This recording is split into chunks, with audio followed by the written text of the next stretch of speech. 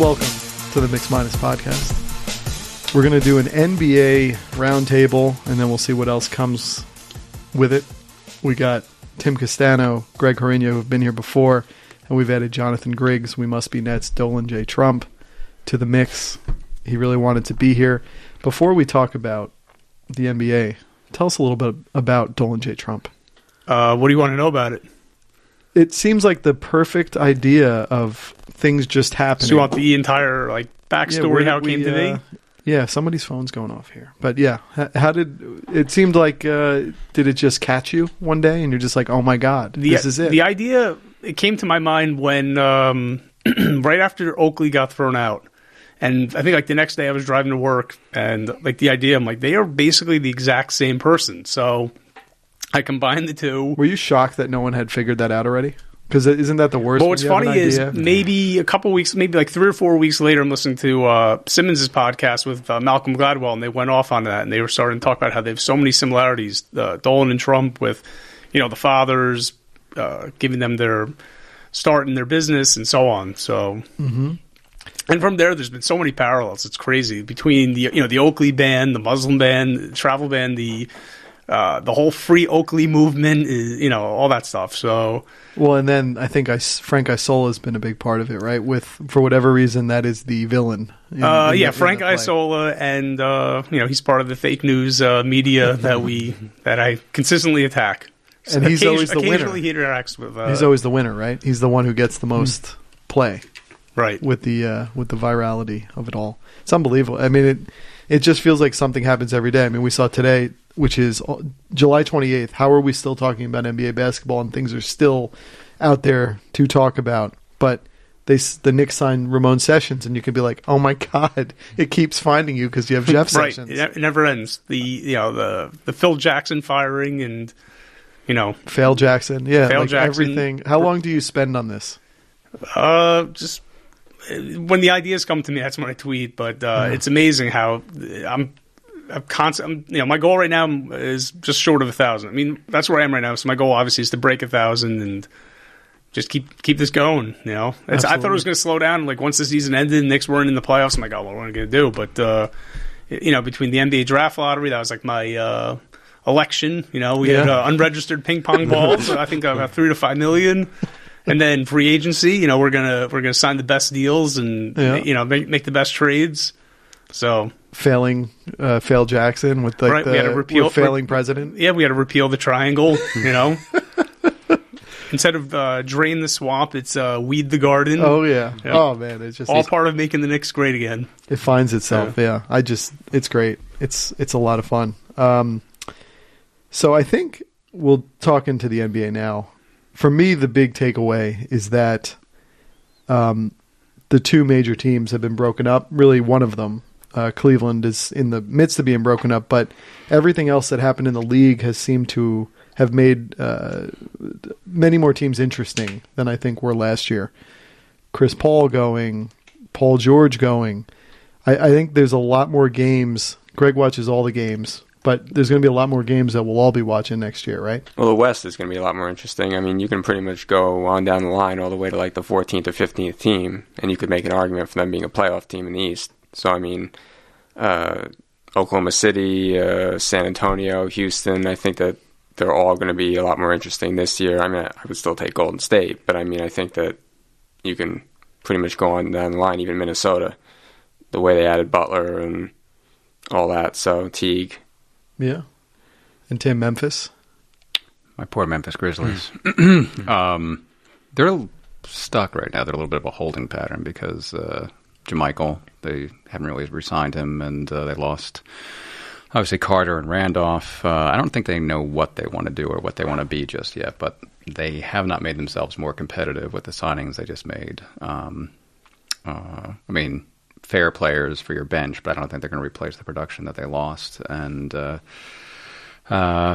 Allen's still out there. He hasn't re-signed yet, so I think he'll probably find his way back there. But I think Memphis, unfortunately, is trending in the wrong direction when the other teams in the West are heading in the right direction. Yeah, and they had a good run. I mean, to get those 50-win seasons and have playoff runs, but they just ran into the wrong They teams. did. I mean, they matched up well against the Spurs over the years. So, And they did take 2 games from Golden State 2 years ago or 3 years ago when that's the most Cleveland did. So they gave arguably Golden State as much of a run as anyone in the playoffs. But yeah, and their pieces, I don't know what they're going to do because Conley obviously he signed to a huge contract, and then Gasol has some value, but I don't know what they do with that team. I don't know. Wasn't there talk at one point, too, about them trading Gasol? There was, I know yeah. that was talked about with Boston as one of the teams. Yeah, a few weeks ago that was out, and I guess they hit pause, which is probably the right thing to do. Maybe wait until the trade deadline to see how everything lines up, but I'm a little somber for the Grizzlies. The scary thing with a team like that is that they're not going to be able to get free agents for the most part, big-time free agents. So when you have what you develop into big-time players, it's really, really hard to part with them. It is, yeah. Look, I guess you could argue that Vince Carter and Zach Randolph probably it was not the worst thing to move on from them, but with what are you going to replace them? Are you going to replace them with dynamic players? Are you going to replace them with Mario Chalmers? But, if you're thinking about trading a Conley or a Gasol, you're just not – it's not like you're the Lakers and you have any well of being able to get those players. No, you don't, but look at Oklahoma City. Look at, they got Paul George. They found a way to get that done. There's some other locations that have done well for themselves. So I still have, I don't think the door's closed yet on Memphis as an organization. But yeah, it's not been a good offseason for them. And I think it was only a month ago you were texting me, Jonathan, about like the league is just going to be terrible for the next 5 years. It's so unfair. Do you think, and not a wrong statement, but do you think that things have been a little more streamlined where there's more interest in the league after all the breakups of some of these teams and players moving to different places, given a new shot? Right. If you haven't figured it out by now, I tend to get very over emotional in the moment. So I'm seeing Golden State basically knocking out Cleveland. I'm like, who's going to take out this team in the next few years? I tend to overreact. But I will say the West is obviously more interesting. I still think Golden State comes out of it. Mm-hmm. I'm probably most intrigued. I want to see Denver. I want to see Oklahoma City. Those are the two teams that really I find to be interesting. I feel like Oklahoma City now with Paul George. I like what they did with Pat Patterson. I would love to see them play Golden State, whether it's the second round or maybe in the Western Conference Finals, where I just think it would be. It has to happen. Yeah, it has to. Just the emotion, the tension between Westbrook going up against Durant and all that stuff. And it's formidable.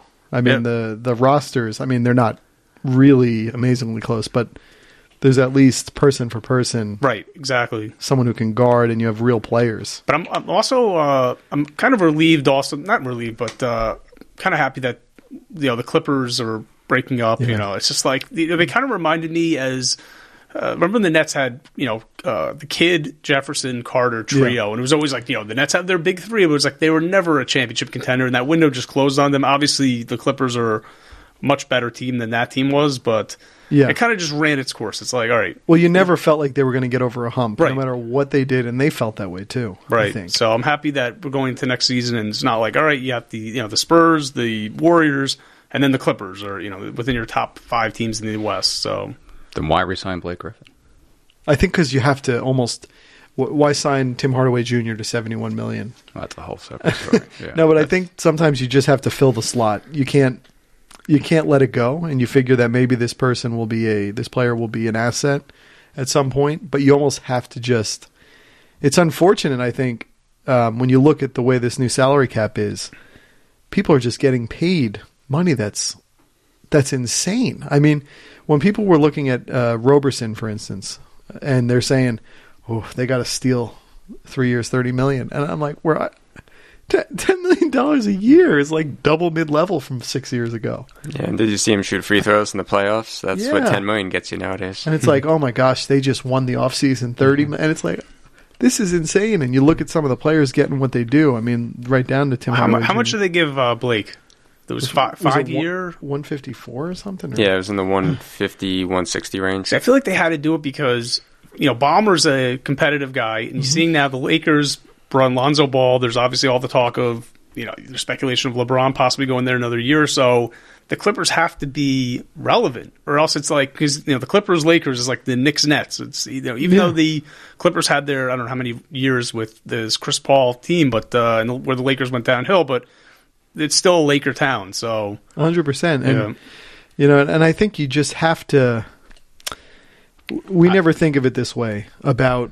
We're always like, win a championship, but you have to fill an arena 41 nights a year, and a 55-win team has a lot of excitement. I mean, you've been in that Nets arena when they were even just halfway decent.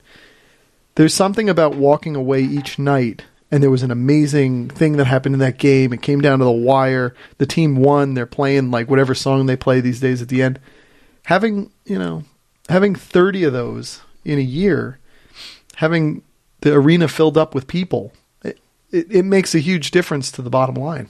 Yeah, well, I was at a lot of Nets games, so there was a ton of excitement, but a lot of it was going for the other teams, be it Golden State, be it Houston, be it Cleveland. So, I mean, I think the draws were still okay, and the arena was electric sometimes, but it was going the other way, be it the Celtics, Knicks, rivalry-type games where you had fans from a lot of other fan bases that were showing up and filling the arena. So, you cover the Nets. Jonathan, you do from the fan angle with We Must Be Nets.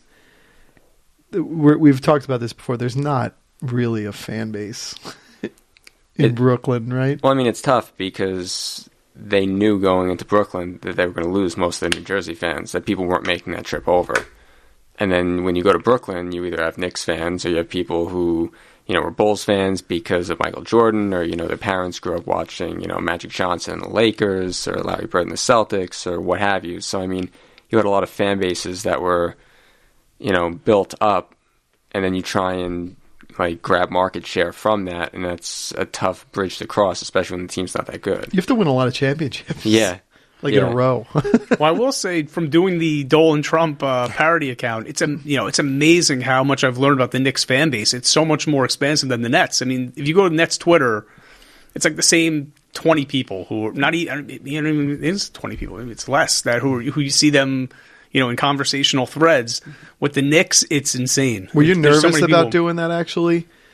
Because of the fact of not being a Knicks fan, and you're wading into their waters with a very no, not at all. Thing? I mean, I'm any person who ever DMs me, I'm just like, hey, I'm just a frustrated fan who we need to get rid of Dolan, or is that right? Yeah, you tell them you're playing that part, right? Yeah. You're playing the part of the president. I'm one of you guys, so that's funny. Yeah. That's interesting. Yeah, there's a lot of them. And it's a lot. It's so much more, and they are. The silent majority is what makes a fan base.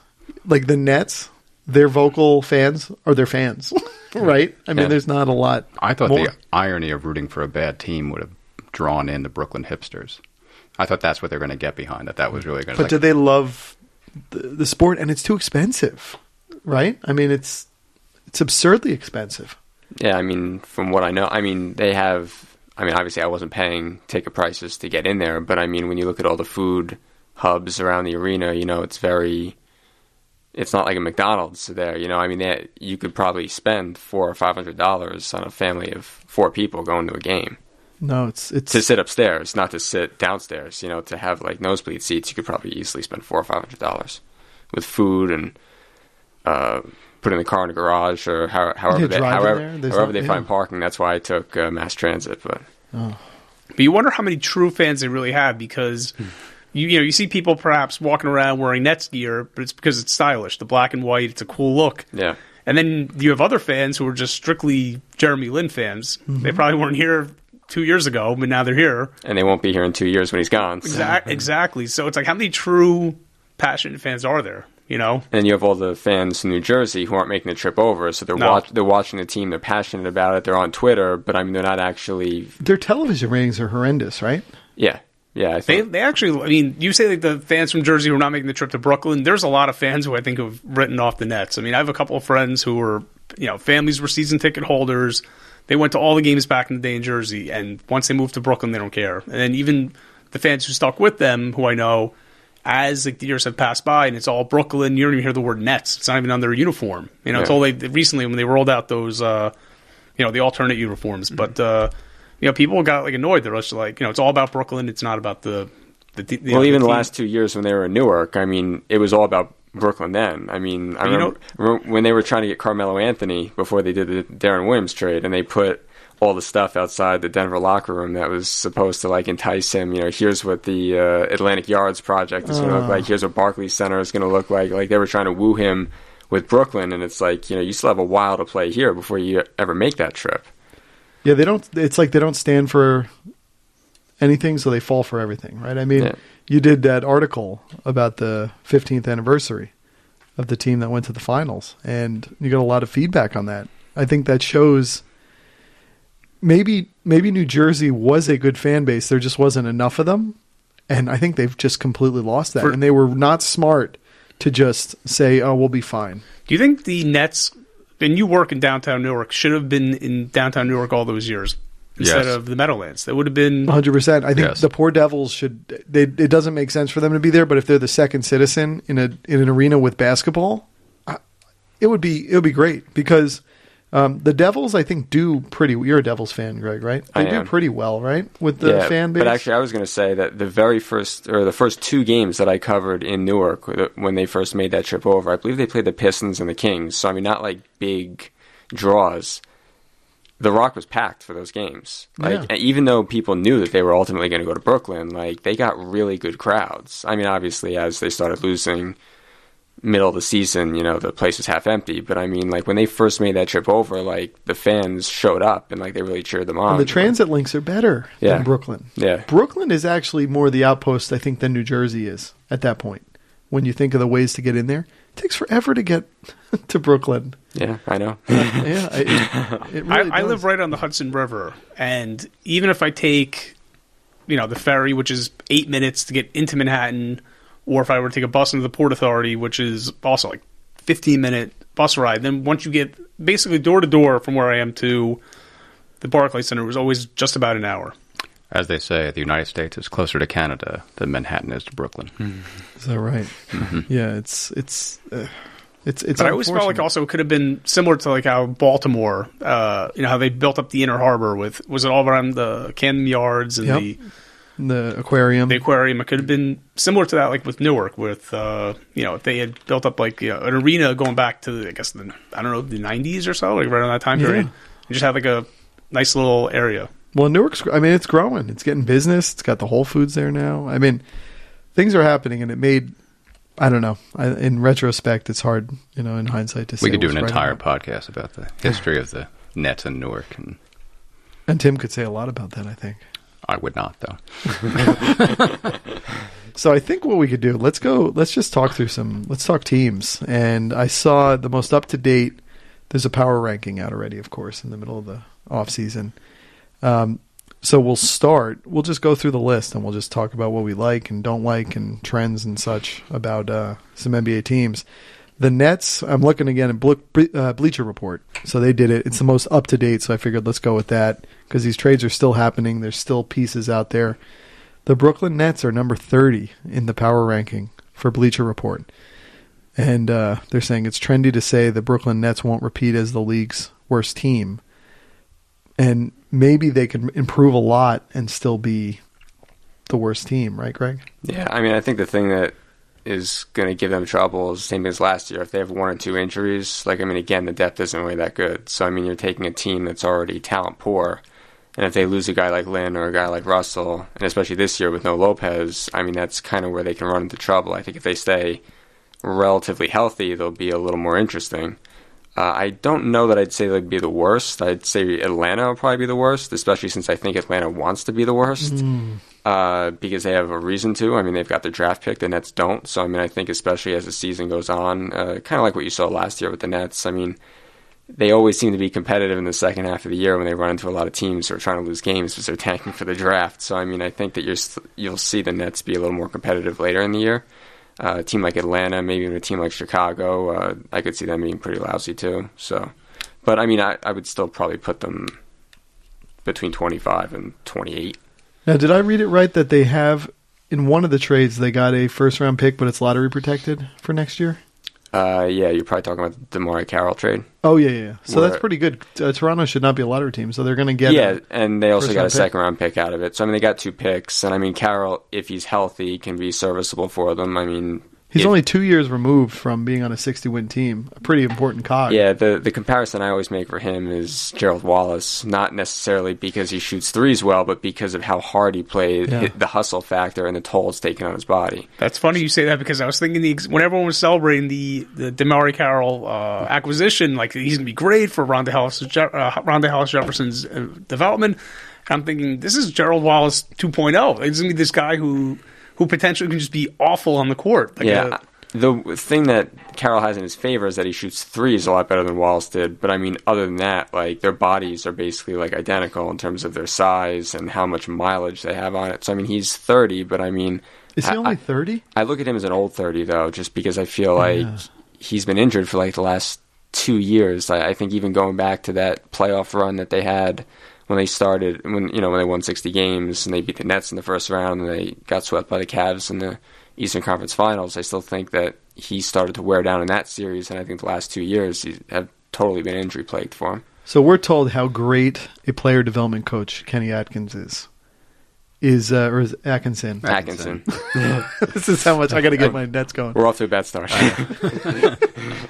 So Atkins and Atkinson. No, we're told how great a player development guy he is. I feel like Mike Francesa right now. Bottom line, there's not a real guy named Al Albuquerque. This is the test here because he's given a pretty good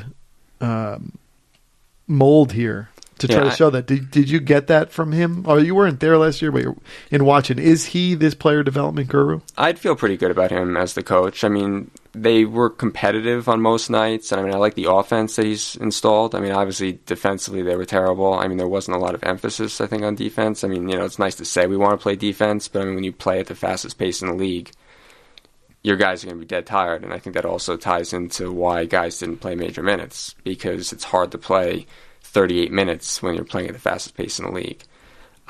So that's one thing. But I like the way that they play. I mean, they kind of play like a Houston light. I mean, obviously they don't have the talent of a Houston, but I mean, like they try to get to the rim, they try to get to the free throw line, and they try and shoot threes. You're not getting a lot of mid-range jumpers. So I think he's got a good idea of how he wants to play, but I mean, obviously they're talent poor.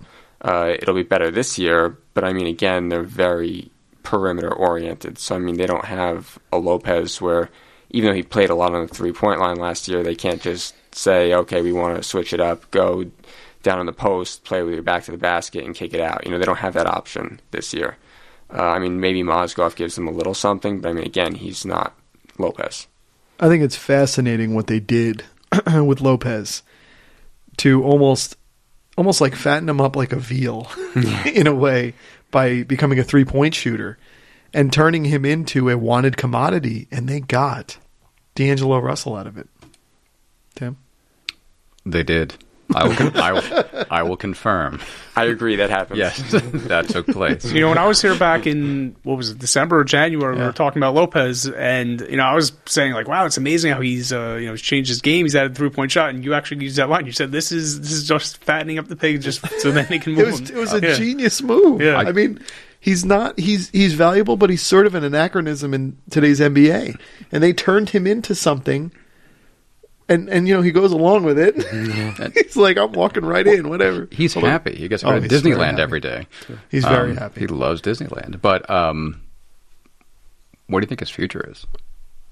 We'll have to see this year. Yeah, I think he could be traded again at the deadline. Oh, you think? Yeah. Lonzo Ball could make him look...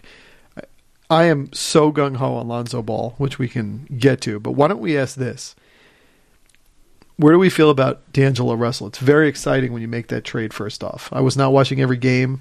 I will watch every Lakers game now. That's what kind of player Lonzo Ball is. D'Angelo Russell, he didn't make you want to watch every one of their games. Is it possible he is Monte Ellis to Steph Curry, being Lonzo Ball? Not shooting, I'm saying, but in his place on the team. Like, they couldn't wait to move Monte Ellis. These guys moved D'Angelo pretty quick. Is it possible he's not... Are we looking at this from the Lakers' perspective and getting rid of him, or the Nets' perspective and getting him?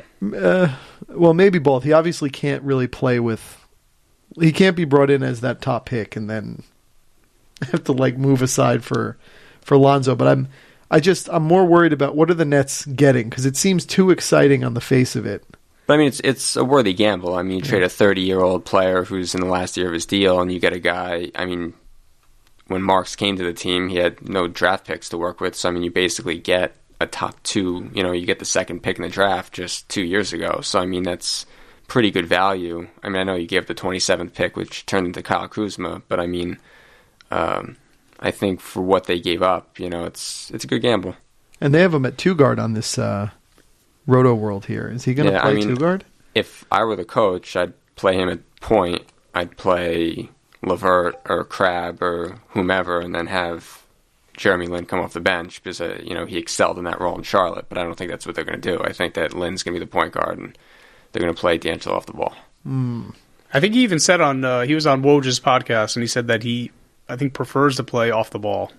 Yeah, that was interesting. A lot of the highlights that I've seen of him kind of show him playing off the ball in the Lakers, even though he was the point guard. I mean, a lot of his scoring, especially the 3-point shots, were off the ball, you know, getting like high pick and rolls or things like that. Wasn't that the take on him coming out of the draft, that he was a guard and that he was sort of like a throwback to like Knicks in the 70s where Monroe and Frazier, they were just guards?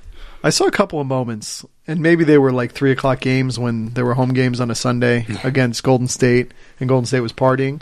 But he had a little FU factor to him, which was nice. You know, I don't know. I don't like when guys go too far with that stuff, and they're like a 12-30 team. The ice water in my veins thing. It's like that highlight actually came against the Nets in a game 2 years ago where he scored like 36 points, and he hit this ridiculous 3 that was from like 5 feet behind the arc, and then he goes running down the other end of the floor, and you know, he's like, I've got ice water in my veins. You know, that's actually came against the Nets.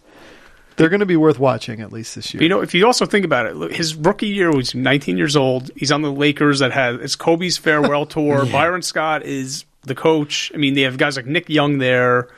Terrible environment for it's a great point.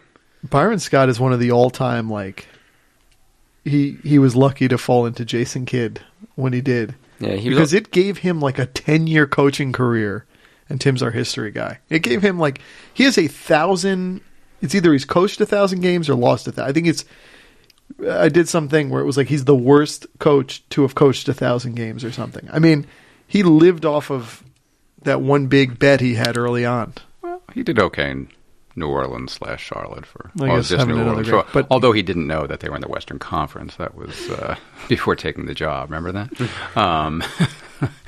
Then he signed with Cleveland right before LeBron left. Yeah, but he did well for about 18 months in New Orleans. Although he couldn't get along with J.R. Smith. Remember, they had to trade J.R. Smith.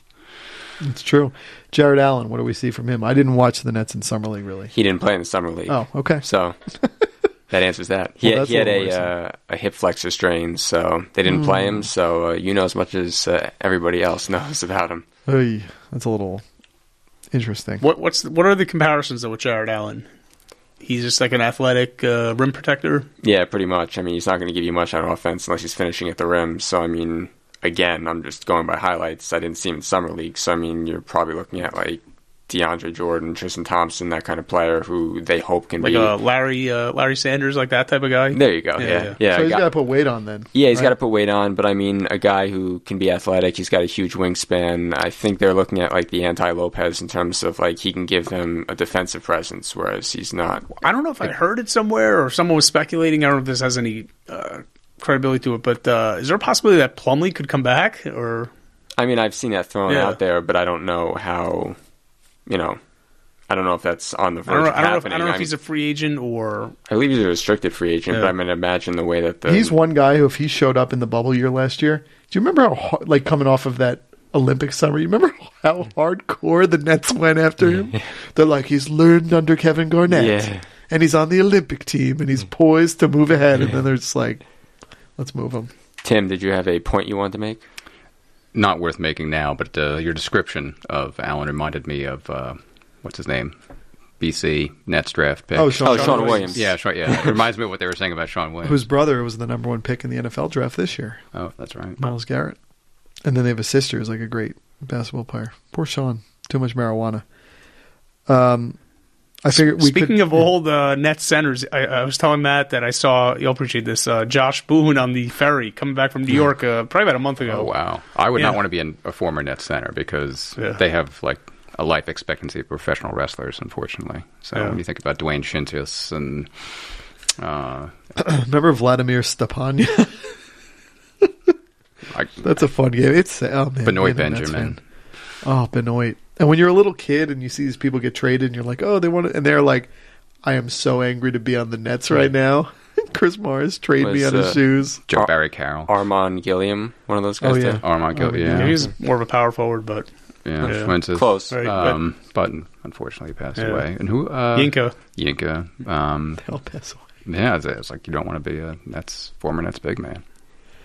Next up, number 29 on this list. We'll go quicker. We were going to talk a lot about the Nets. We got the Chicago Bulls on this list.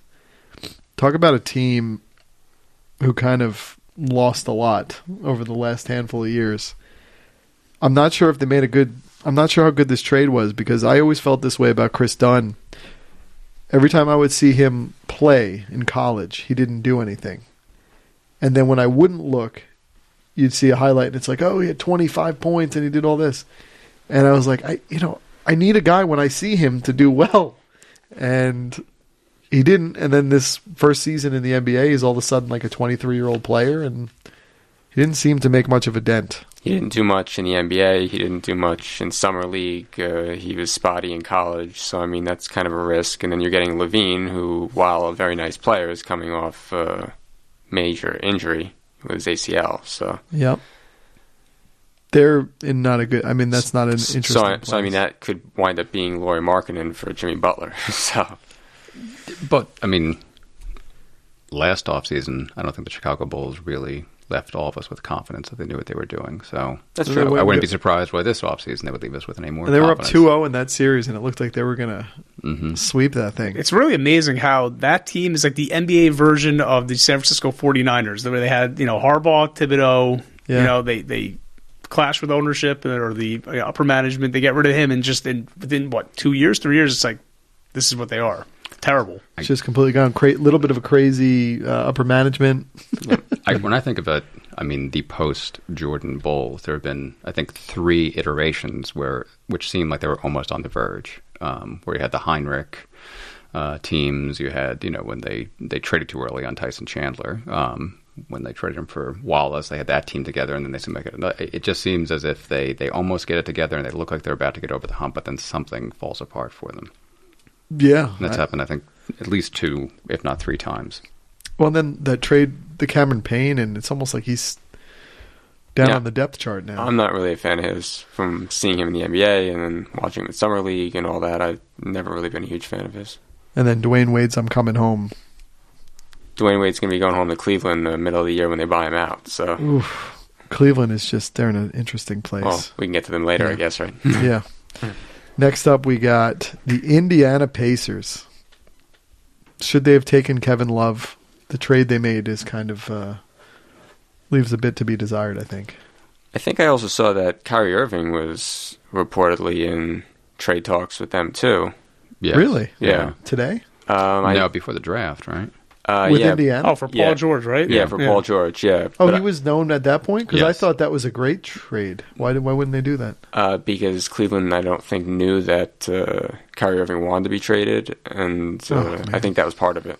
And I think I also read something about pick protections, that there was some first rounders being moved around, and they couldn't agree on how to protect them and all that sort of stuff. It feels like the only team that wants Kevin Love is Denver.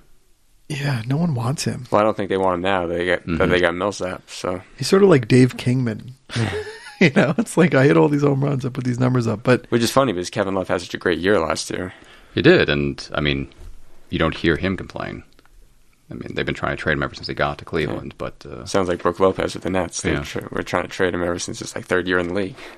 Yeah, I'm not a huge fan of Victor Oladipo. He really, I think, especially going over to. Oklahoma City showed how diminished he is actually as a player. Yeah, when he was in Orlando, I thought that he was solid and had potential, but when he went over to Oklahoma City, the fact that he couldn't really make himself any more than that, considering he should have been like the second option, basically, and never really turned into... He was eclipsed. Yeah, exactly. So, I mean, that was disappointing. So when you look at what... I mean, I guess we're bouncing around, but when you look at what that trade was, Oladipo and Sabonis for Paul George. I think you like Oladipo, but do you like Oladipo at that price? That's a big true. difference. Yeah, that's a great point. Or in a trade, it's just that's like a cornerstone player you're trading, and you're getting. Yeah, they don't have a very fun looking team. They got old friend Bojan Bogdanovic is there. Old friend Thaddeus Young. They're back playing together there. They're basically the Nets of 2 years ago. Wow. Yeah. There's nothing. But much Nate going McMillan on is the coach, so. Oh man! Now I really have confidence. They've gotten like third best in every regard. Yeah. Larry Legend left. He's like, I've had enough of this. Yeah.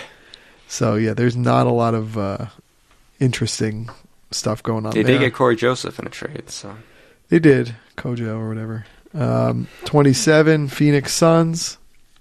This team is interesting because they could be in the Kyrie mix, but I think even on their own, this is an interesting team this year. But I read today that they don't want to part with Josh Jackson in the trade. So if they don't want to give up Josh Jackson, then you're not getting Kyrie Irving. This is the problem. This is the problem with a team like Phoenix. It's like jump in, get Kyrie Irving, and they've been like this for years. Yeah. Like, for at least 3 or 4 years. I feel like every offseason, it's like Phoenix is that team. They have all these young assets and they never turn into anything. That's exactly right. They want Kyrie Irving, but they don't want to give up Booker, which I wouldn't give up Booker either. But it's like you don't want to give up Jackson, you don't want to give up Booker. If you don't want to give up anybody, you're not going to get anything. So yeah, they're such a weird team of players. They got a lot like Bender and Chris and Josh Jackson and Tyson Chandler. Tyson Chandler. Let's not forget about that. Oh my gosh, yeah, they're interesting. I think. That's the last domino that's important. For Kyrie to go somewhere else, I would prefer him going to the Knicks because I think that would be great for selfishly for our area here to watch Kyrie play in the Garden. Yeah, the only way for him to go to the Knicks, though, would be to get a third team involved because what can the Knicks really offer for Kyrie? Not much. Yeah. Unless they're not going to give up Porzingis, and I don't think Tilakina offers anything to LeBron. Like he's not going to wait around for an 18-year-old point guard to develop. So I mean, they'd have to flip Tilakina to some other team who's in that stage of their rebuild, who they can afford for him to grow 3-4 years and then hopefully get another asset out of it to go to Cleveland. What would Dolan J. Trump think of Kyrie coming to New York? Just be another example of just winning. Creating jobs and make the best trades, right? Make the best deals. Yeah. Interestingly, they're next up, number 26. They have the New York Knicks. This is it's hard to look at last year and look to this one. Well, we don't know what they're going to be really because you don't know if Carmelo's going to be there. If there's a trade for Kyrie and the Knicks are involved, how many pieces does that move? I'm not really sure what the roster is going to look like as of today. It's amazing that Musical Chairs has left Carmelo without an escape. This guy was like, for years, I don't want to go anywhere, so I want to stay. Finally. And same thing with Kyrie. Once you announce, I'm out, and then you can't get moved, and now you're just like kind of stuck in limbo. I don't know where Carmelo, I don't even know where he can go. What are all the Dolan J followers thinking of Carmelo? They all want Carmelo staying. Do they? Yeah, a lot of Knick fans. The hashtag Stay Mellow is. Are you kidding me? A lot of fans want him to stay. But then you get some more. You get there are a bunch of fans though who want to see them move on from him, and they fully understand that. But it's amazing. I would say there's more hashtag Stay Mellow people out there.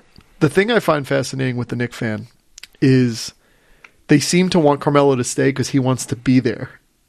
Which is kind of an interesting dynamic. Like, I want to be here, so the fans are like, we want you here. As opposed to being like, no, I don't think he does. Let's just trade him. Yeah. But, I mean, the whole thing is kind of contingent on someone ultimately taking Ryan Anderson's contract, which I think is going to be difficult. I mean, he wants to go to Houston, even with the whole Kyrie Irving thing going on. I think even though he knows that he wants out, I think his goal of going to Cleveland originally was to play with Kyrie and LeBron, not to go there when Kyrie leaves. So I think he still wants to go to Houston, but in order to go to Houston, they'll have to move Ryan Anderson, and that's not a desirable contract. So I don't understand why that's such an undesirable contract now. He had a really good year last year, didn't he? He did, but I mean, 4 years, $80 million, which I believe is what he was signed for. So you're still on the hook for 3 years, $60 million for a guy who's probably right around 30. He came into the league the same year as Lopez. So I mean, Lopez is about to turn 30. But it's just weird to me how much it was a great contract last year, quote unquote, and now it's a terrible contract. And he had a good year. Like, many people look at it like in the defense. It was probably that, but also like are his numbers inflated because he was playing in a D'Antoni offense where they were scoring 115 points a game. Playing He's with always James been Harden. good though. Yeah, I mean, he was really good on Orlando. He had some prolific aspects on New Orleans. Yeah, they were just a bad team. Ryan Anderson's a very good. If he were much lower, he'd be like a perfect Golden State player. Yeah, I don't know. If I'm the Knicks, I almost just take him. Get him back in there. Yeah, and Porzingis, they had to get rid of. It was the most expensive contract, and he's not even getting paid yet. They had to get rid of the Phil contract. So Porzingis is a little weird. I know he's only 20 or 21 now, but all the weird stuff with like people reading the tea leaves of what he's doing on Instagram. It's like, oh, he liked like 3 Kyrie Irving pictures, and he started following this player, and it's like, are we giving him too much credit for this? Yeah. You would be giving me too much credit at 20 if you were. Yeah, we asked too much. What I was doing. Same thing with Kyrie. He's like 25, and we think of him as being old because he's been in the league as long as he is. But he's so young, and I think in some ways he didn't realize the butterfly effect of this trade demand, and then not realizing that people are going to leak it and they're going to make you look really, really bad. One point on that, I know we're not talking about Cleveland, but he was included in trade talks before he came out and said he wanted to be traded. So, I just have to give that to him, that he's not. I mean, to say that he walked in there and demanded a trade and was blowing up the Cavaliers, I mean, they were including him in trade discussions before that. So it's a little hypocritical, I think. What do we think about what the upper management goings-on happened after Phil was gone? That they sort of just fell into Steve Mills and was it Perry from Sacramento? Yeah, and it seems a little unsettling. Yeah, that whole thing was unsettled. Then they go out and give Hardaway Jr. a $71 million contract, even though they have no one really calling the shots. Kind of an interesting my favorite way to go about business. My favorite was, I forget, sources say that Tim Hardaway will not have to step on the court with Carmelo Anthony. It's like, excuse me? Carmelo, excuse me? They couldn't wait to get rid of Tim Hardaway Jr., and now all of a sudden he's the best player?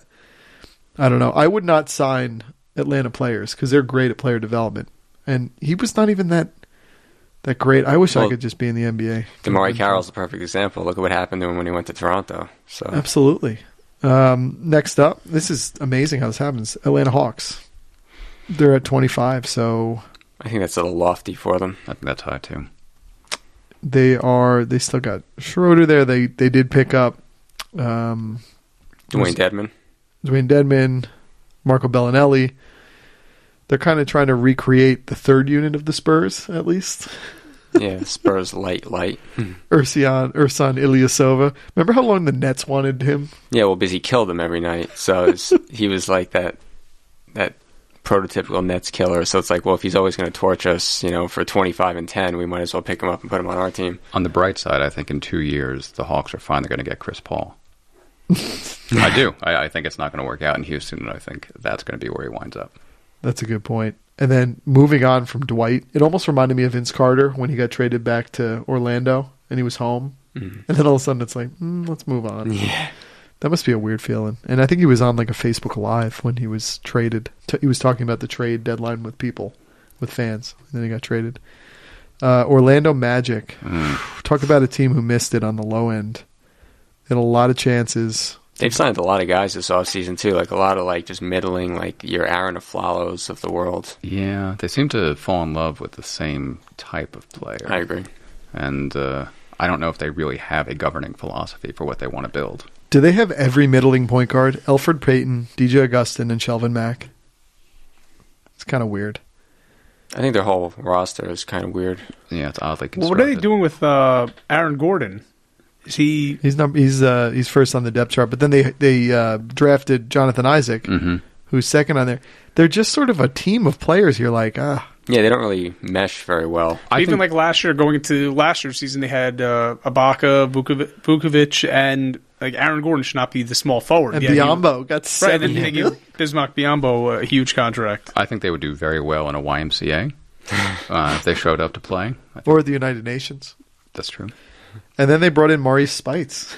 That was a sneaky little signing. Yeah, that is just a. Why do they have them in this at 24? See, right now we're going over the teams. The Nets are 30th. I almost feel better about the Nets situation than Atlanta's, Orlando's, even the Knicks. So I do too. But I mean, long term, I would definitely agree with you. But for this 1 year, like with Spates and Shelvin Mack and guys like that, I mean, maybe they're better than the Nets this year. But going forward, I would definitely agree with you. you don't think guys like LeVert takes another step forward, Hollis Jefferson? It seemed like those guys last year. I definitely agree about LeVert. Hollis Jefferson, maybe. Is he good? I don't know if he's good. Well, I mean, if you're watching him shoot the ball, you'll say no. But I mean, he's very active. I mean, he's a good defensive player. I mean, He's Ronaldo Bachman. That's what I see when I watch him play. Yeah, that's probably fair.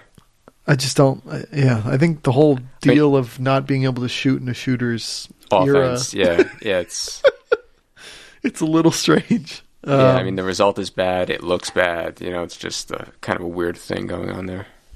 I would have loved if they could have gotten Patrick Patterson. He didn't even get a crazy contract. The weird thing this year are the players who got ridiculous contracts and then the players who got like $2 million. Yeah. Which will hit a couple of them. Next up, Sacramento Kings. This is Tim's Memphis West. That's true. Now that they got Zach and Vince. And Jaeger. Or Jorger. Yeah. Can't really. I mean, you could argue they won the draft. That they had probably the strongest draft of any of the teams. They resisted, I think, making some bad moves, trading up in the draft, and stuck with what they got. Fox wanted to be there, and looks like he could be good. I mean, I think he was overshadowed probably in Summer League just by the performance by a couple of other players. But, I mean, if we had told you 2 years ago, 18 months ago with what was going on in Sacramento that they would be on a solid ground as they are right now, we probably wouldn't have believed it. So got to give them a little bit of credit. Remains to be seen what happens with the DeMarcus Cousins trade. They're still living in that shadow. But I think, I don't know. I mean, they're more interesting to watch, I think, than a lot of the other teams beneath them and a couple of the teams ahead of them, I would say. Yeah, De'Aaron Fox is going to be really interesting to watch in the NBA because I think he showed up in the game where everyone was really looking, and Lonzo fell off in that one, so everyone thought he vanquished him. And I think we're going to know immediately if he's going to be here to be a real player, because there's parts of his game where they really translate in college, but you get to the NBA and can he really shoot? Is he big enough? Because you got to. I mean, we saw it even when Devin Harris was with the Nets, and he had that amazing run.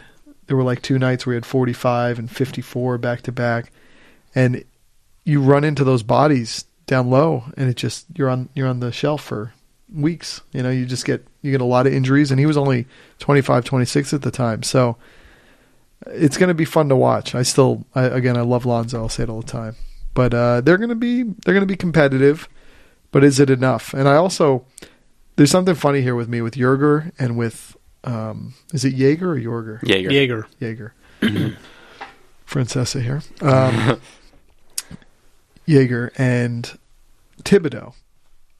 There's this weird thing that I don't love. It's almost the Bill Parcells-ification, where they go to places and it's important for them to get guys from the last places so that they can win quick, but it's not championship winning.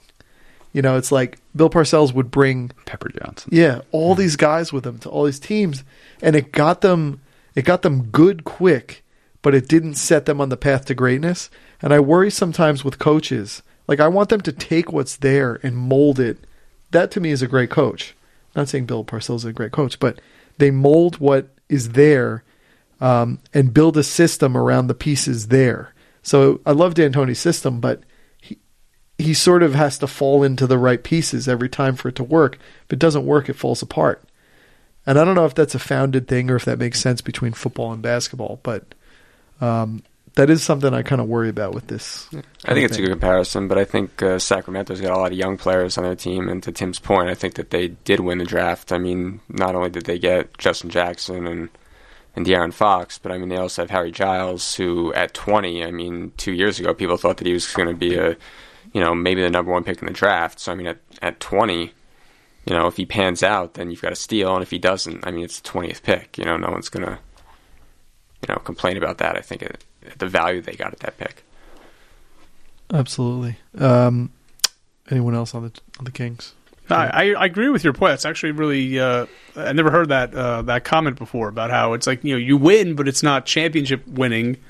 But I think it is important to if you're a new coach, you want to bring your identity, your system over. You're going to need brand ambassadors, so to speak. So a team like Sacramento has had such a toxic culture. I think to bring in good veterans like Vince Carter, George Hill. Well, I love Vince. I mean, I just did a podcast where I talked about 10 years ago, and that was when I was working at the Nets, and Vince had just signed like the 4-year big deal with them, and he was like 31. And to think 10 years later, he got an $8 million contract. I mean, it's fascinating how he's been able to rejigger his place in the NBA. And to think when we all saw what he was doing at the front end of his career, he was transcendent. And to just be able to play out your career, Dallas, Memphis, Sacramento, it's kind of it's a very fascinating Phoenix. thing. Yeah, the moment of Phoenix there. Next up, this is Greg's team. He could take it. The Detroit Pistons.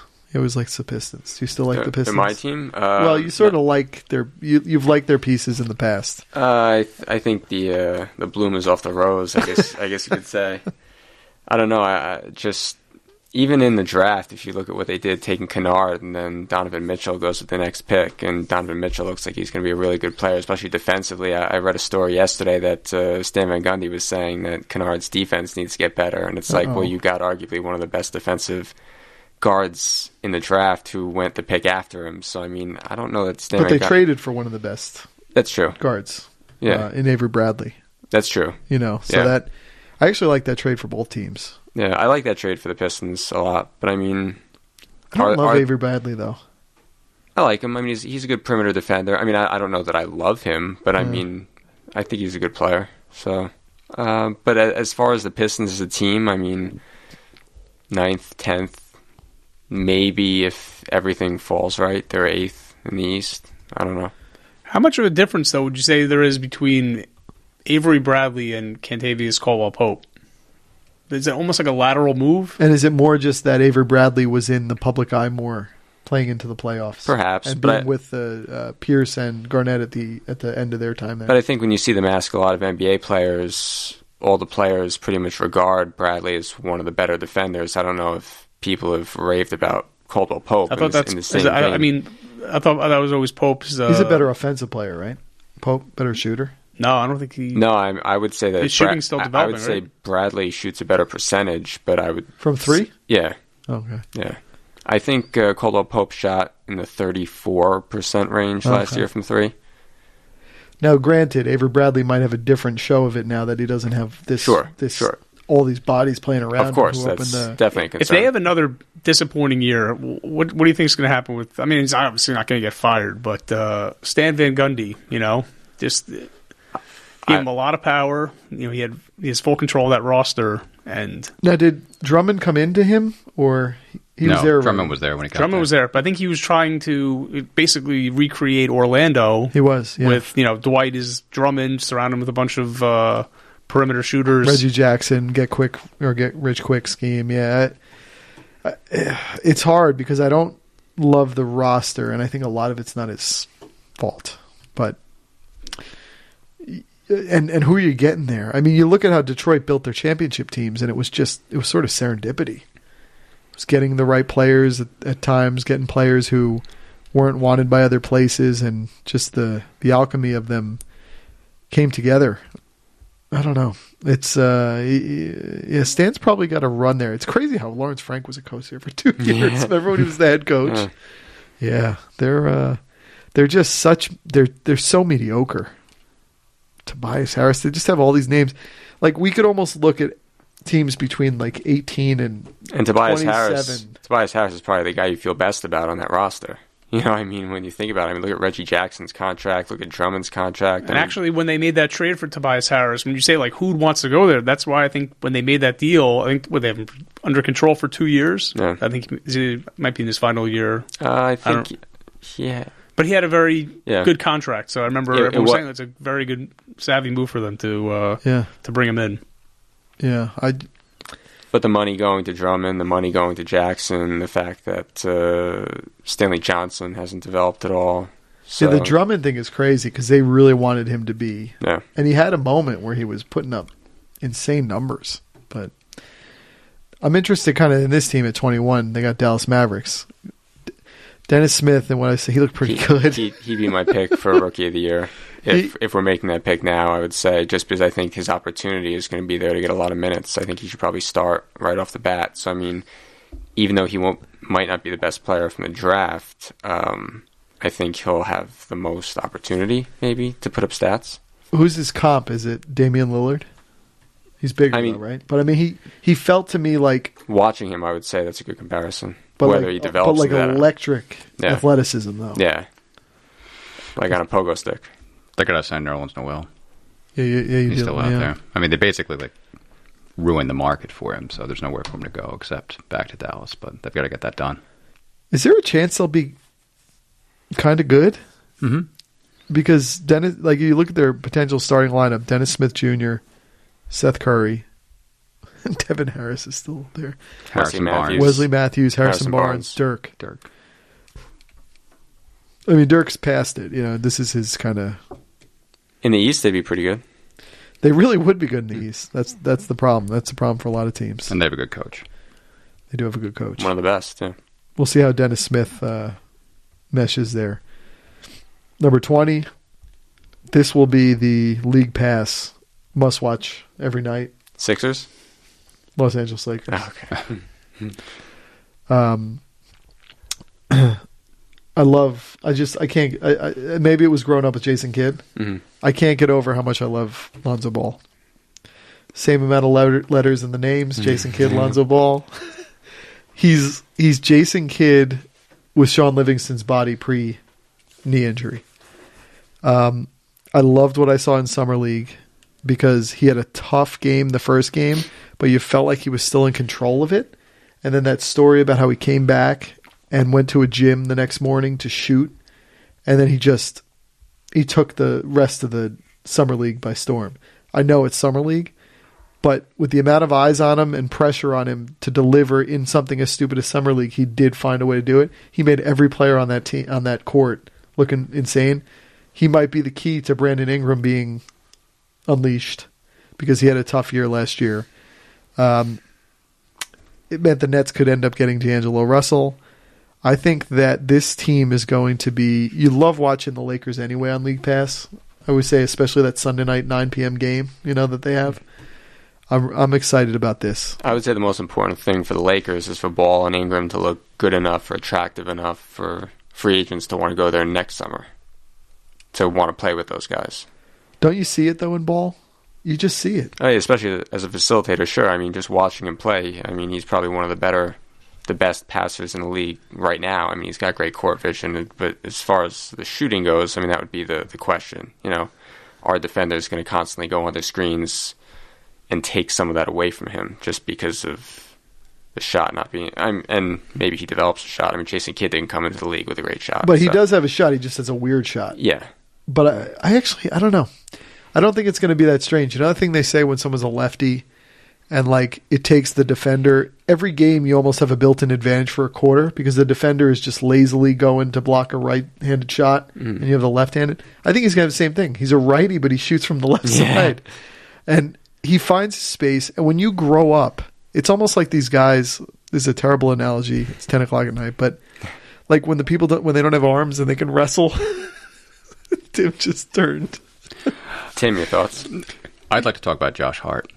Josh Hart, I think he's the steal of the draft, yes. Last pick in the first round. I think that's what we really should be discussing when speaking of the Los Angeles Lakers. But don't we? I have a weird feeling Josh Hart will be a nice eighth man, but I just have a feeling Lonzo immediately is going to be like the first month we're going to be watching one of these NBA shows, and it's going to be like, oh my God, the Lonzo show. And this is what I was saying, because I think I was texting with you, Jonathan, when you were saying, oh, it's going to be terrible the next 5 years, all this. Things in sports, the NBA, they move so fast and things morph so quick that the storylines, they disabuse you of your notions immediately, where you're just sitting there going, oh my God, oh yeah, the Warriors are still there. Because I think he's going to have that kind of effect. It won't mean wins right away, but it's going to be like must-watch type of... Well, the one thing he has going for him that a lot of other guys don't is that he makes everyone else around him better. Whereas a lot of guys, like look at Carmelo Anthony, he can get his stats, but what is he doing for the rest of the guys on his team? The fact that Ball should be able to make all the guys around him more efficient. And is it because we grew up watching Jason Kidd, or don't we all prefer that? I didn't grow up watching Jason Kidd, but you did watch Jason Kidd. I did watch Jason Kidd, but yeah, I was growing up watching Dallas comedies. No, but who was the play? Who was the player who you're just like, oh my God, that's basketball to me in your formidable years? My formidable years. Scottie Pippen. He was unselfish, I guess. Yeah, no, I love Scottie Pippen. But anyway, what does this say about you? Let's break this down. Number 2. No, I just think Scottie Pippen played the game beautifully. I also this Lakers team actually reminds me a bit of the 94-95 Lakers team that were sort of written off, but then they got Eddie Jones, they had Nick Van Exel, they had Seth Zabalos, and that was a very, very fun team to watch. So to your point, not going anywhere, but a lot of fun to actually tune in to see them. Like, we are going to, you can mark this, we are going to be saying, oh my God, you know what? Luol Deng's having a good year. And the reason I've really loved the Lonzo Ball thing, I've kind of compared the pass first point guards. They're almost like pocket passers in the NFL. And combo guards are like running quarterbacks. And you'd rather the pass first because they're gonna stay out of trouble in terms of getting injured. They're gonna kind of spread a goodwill across your team where everybody is just, we're gonna get the ball. This guy's not about himself. The running quarterbacks get hurt, just like the combo guards. They get hurt. I think that he's a pass first point guard. He's a passing quarterback. And he's playing with Rookie of the Year Josh Hart, so that's going to help him. Could you say that this could be? Actually, I think he played 1 year with Kidd, but it was at the end of Kidd was hardly the player. But for Lopez, this is could be one of the better point guards. If Lonzo is as good as we all think he could be the best point guard he played with. Well, Lopez, he never played with Kidd. I think it was his rookie year. Was his rookie year? I think what happened, because that was when I was leaving the Nets. So the February Kidd was traded for Devin Harris, and then I think it was that offseason. That was in 2007, right? Yeah, that offseason they drafted Lopez and Ryan Anderson, and then it was Devin, Vince. All right, so they never played together. Yeah, I thought maybe was RJ gone then too? Probably. Or was he there the first year? No, I think he was gone. Wasn't he already in Milwaukee by that time? Yeah, oh God, they got traded Bobby him for Simmons, E. right? Oh no, E and Bobby Yes, Simmons yeah. for Richard Jefferson. Oh, E. Yeah, this will be the best point. That's why maybe we're going to see something from Brook Lopez we've never seen. I mean, the pick and roll is just going to be, if he can still hit those threes, it's going to be nonstop. Next up, this is fascinating. The New Orleans Pelicans at number 19. I had kind of compared this new Pelicans orientation of the two big men in this 3-point league to when the Yankees had like 3 closers. And in my mind, it's really just a matter of having these trade chips. But The Yankees still have 3 closers, don't they? they do again. They brought them back. Yeah. They had to bring them back. I'm kind of surprised they're number 19 here. But everything I hear, the two big men started to find something in April, but April is like September in baseball. I am not as optimistic. I think they're going to have to break this up at some point. And not Whenever Rajon Rondo shows up, it means that's like the precursor to a breakup, right? That's not good. I feel as if no one has ever extracted more from a single All-Star game appearance than Drew Holiday. And I feel like they were sort of between a rock and a hard place with Holiday because they just had to sign him, even though it probably was not the best move for them, but they didn't have any other moves they could make. Right. And I just don't. They're an awful roster. After those two, it's pretty thin. It's but how are these? thin. How do these? They have two 5 work? bigs on their. I'm looking at their roster according to NBA.com right now. They have, aside from DeMarcus and Anthony Davis, they have Omer Asik still there. Alexis Ajinca, Alexis Ajinca, Check Diallo. and then Montejunas. Oh, he's gone, right? Isn't he a free Isn't he a agent free still? agent? Oh, I think he's a And he free hasn't agent. been signed, which is crazy, Yeah. right? Oh my god! I mean, look. If presented with that trade again, if I'm It's a good trade. yeah, I make the trade. But I just don't think. I think I don't know when, but I think soon we're going to be talking about how do we tear this down. And the unfortunate thing is, it's probably going to have to be moving Anthony Davis to get the most value, and you just don't want to part with him. But oh man, it's just a terrible roster. I don't know how they're 19th. I know. Yeah. See, what do they say here? Although the weird thing is how Rondo, he was really good in those first 2 games of that playoff. Yeah. I don't know. Yeah, good question. I don't know how they are. I don't see anything. What was funny about Rondo is that he was like benched earlier in the year. He's out of the rotation in Chicago. And I remember he put the Instagram post up where Yeah. he was like Yeah. talking crap about Wade and Butler. And Butler, yeah. Wow. So the other must-league pass team, which I'll have to fix again because my cable thinks I'm in Now I know who Philadelphia. you're talking about when you're talking about your cable. The Philadelphia 76ers. This is... I actually think this is a huge Kyrie Irving target, in my opinion. No one's talked about it. But this is what I would do. I would trade Ben Simmons? Ben Simmons and Okafor for Kyrie.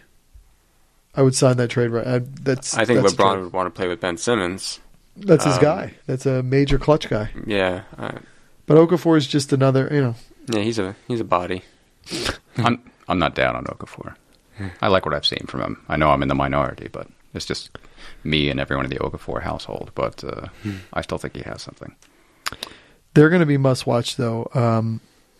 What did you think of Fultz in Summer League? I thought he looked pretty good. I mean, he can shoot the ball really well. He's So, I mean, deliberate in his shot. He's very deliberate shooting, though. Yeah.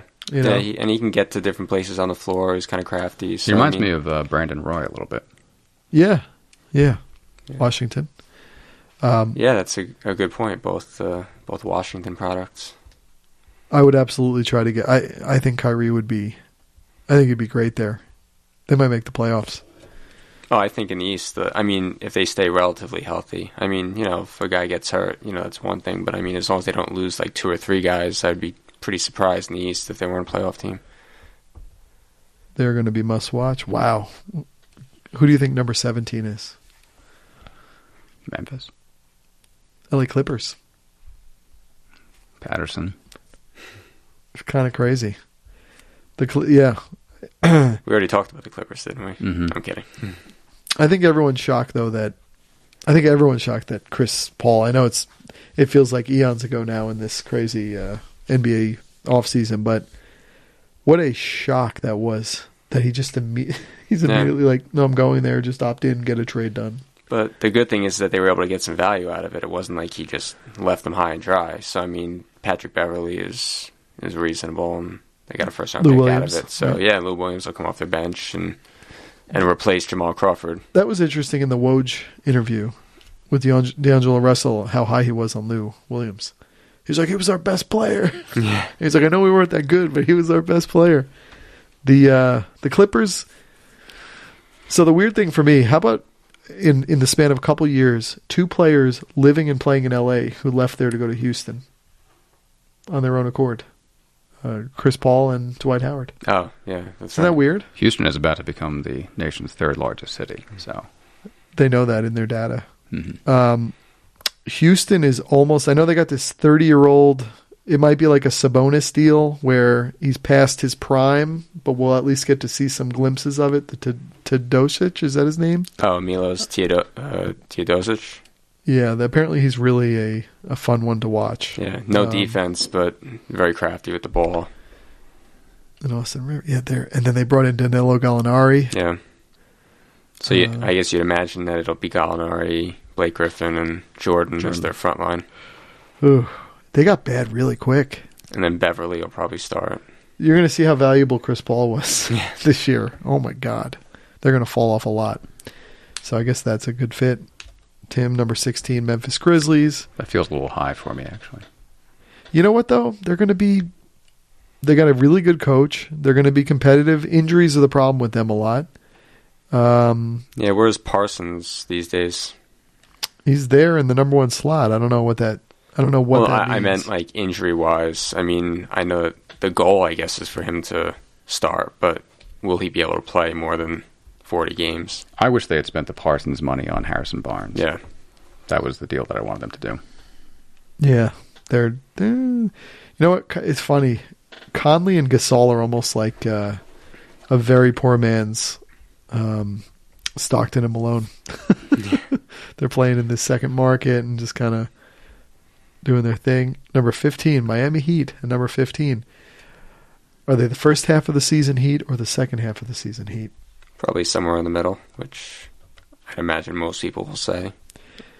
More towards the second half, but I mean, they're not going to go, 30-11 and 30-11 and win 60 games. So.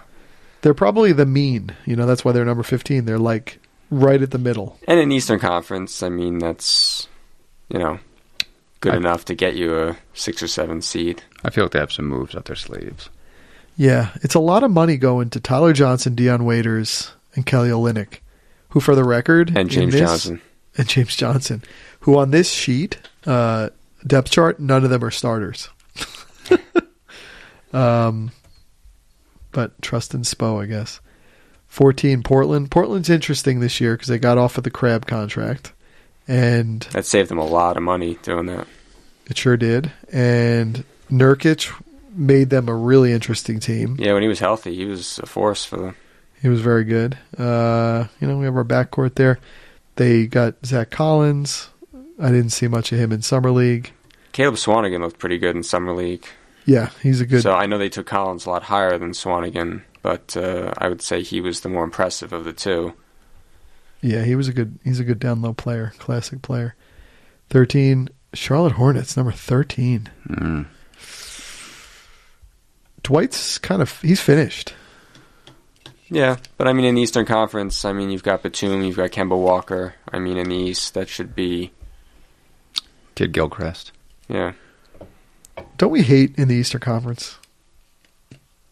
The fact that we have to keep saying that this makes the team good. For a mid-major, Yeah. I don't know. I mean, they're just... You feel bad for a team like Charlotte because they had a magical year 2 years ago, and their magic topped out at 48 wins. And now they're just kind of chasing it. Dwight Howard is like the new Kevin Willis. But I think as long as Dwight Howard can rebound the ball, I think that was one of the things that gave them a lot of trouble last year. The fact that they weren't able to really control the boards at all. Absolutely, but he doesn't like that. So you almost have to find a way to be like, no, we're going to feed you. Just rebound the ball. I'm surprised you haven't come up with the analogy yet for Dwight Howard with the from another sport. Like it's the. Yeah, he's an interesting one. He's almost what is he? Is he the? It's like a wide receiver who just keeps moving to teams because is he like T.O.? Is he? I don't want to. Is he the baseball hitter who loses average but keeps power? If you think about like Randy, the end of Randy Moss's career is very weird. If you look at people forget he was on like Tennessee and like San Francisco. Like he had some weird like destinations at the end of his career. Well, Tim would be good at this. What do you what is Dwight? Ricky in Henderson. Another sport. Ricky Henderson. That's pretty good. Although, yeah, I guess were his big moments. They were as prolific, I guess, as. I mean, Ricky Henderson's in the Hall of Fame. Newark Bears. Howard. There will be no Newark Bears. Oh my God! Yeah, Dwight in 10 years we'll be doing this podcast and he'll still be on a team somewhere. It's like the Fab Five. Juwan Howard. Juwan Howard. I know he's assistant coach now, but like during the Heat run, he was still in uniform. He was, yeah. He was. And I think Juwan Howard Jr. was playing in the summer league either last year or maybe even this year, and it's like, wow. Let's not forget, Moses Malone hung around for a long time. That's Toward a the good end. one. Yeah. Milwaukee. Tree Rollins? I don't think Tree Rollins is peak forever. No. But I mean, like, these big guys can't hang around anymore. It's kind of sad. Because there's no place for them. Unless they're not going to be they can shoot contributors. threes. Herb Williams. Yeah, isn't that weird how big that was like 20 years ago? I feel like the Knicks had all of them. John Sally. John Sally got a ring with the Lakers. John Sally. Number 12, we're getting there. Denver Nuggets. That feels high. Like Millsap is he's going to be one of these players who we look at. He'll make the Hall of Fame. And he's going to have played in all of these like weird side markets. Yeah. You know? Yeah, in both situations, he was on Utah. They could have traded him, got something for him. He ended up leaving free agency, and then same with Atlanta. Like, he left them. Yeah. They got nothing for him. And these are markets that can't afford to just let a player like that He's kind of like a number 3 baseball starter who just keeps moving around. No one wants to trade him, but like they sign the contract, they get 20 wins the first season, and then I think there were talks last summer of them possibly trying to trade him and re-signing Al Horford, but I don't think that they were getting a good package, so that's why they wound up hanging on to him. Denver's also been rumored in a lot of those Kyrie Irving deals, so yeah, they've got to straighten out their backcourt. Yeah, their backcourt's a mess, kind of. They soured on Moutier pretty quickly. Yeah. Jameer Nelson. I mean, he's Jamal been Murray, around forever. But Gary Harris, Will Barton. Gary Harris, everyone's talking him up. I can't say I've seen much. He's pretty good. I mean, he's a good defensive player. He can shoot threes. Jamal Murray's not really a point guard. I mean, he's more of a shooter. So they really don't have a pure point guard there. Dolan J, how crazy is it that Wilson Chandler's still... Yeah, right? I feel like he's been in Denver for 13 years. He had a very nice season last year also. Yeah. Paul Millsap, and then Jokic, obviously. Not Nurkic, not to be confused with Nurkic. Kenneth Faried's still hanging in there as a backup. Will Barton is still there too, right? Yeah, he's there. I mean, wow, number 12, that feels like intense. I feel like when you bet on a Paul Millsap team, they let you down, but if they sneak up on you, they do well. Like, how crazy is that Atlanta team that won 60 wins? Yeah. I mean, what a weird... You look at that roster... It came out of nowhere. 3 years later. Good coach. Yeah. But, like, you look at them 3 years later, it's like... Every single guy is gone from that 60-win team. Oh, I mean, every starter.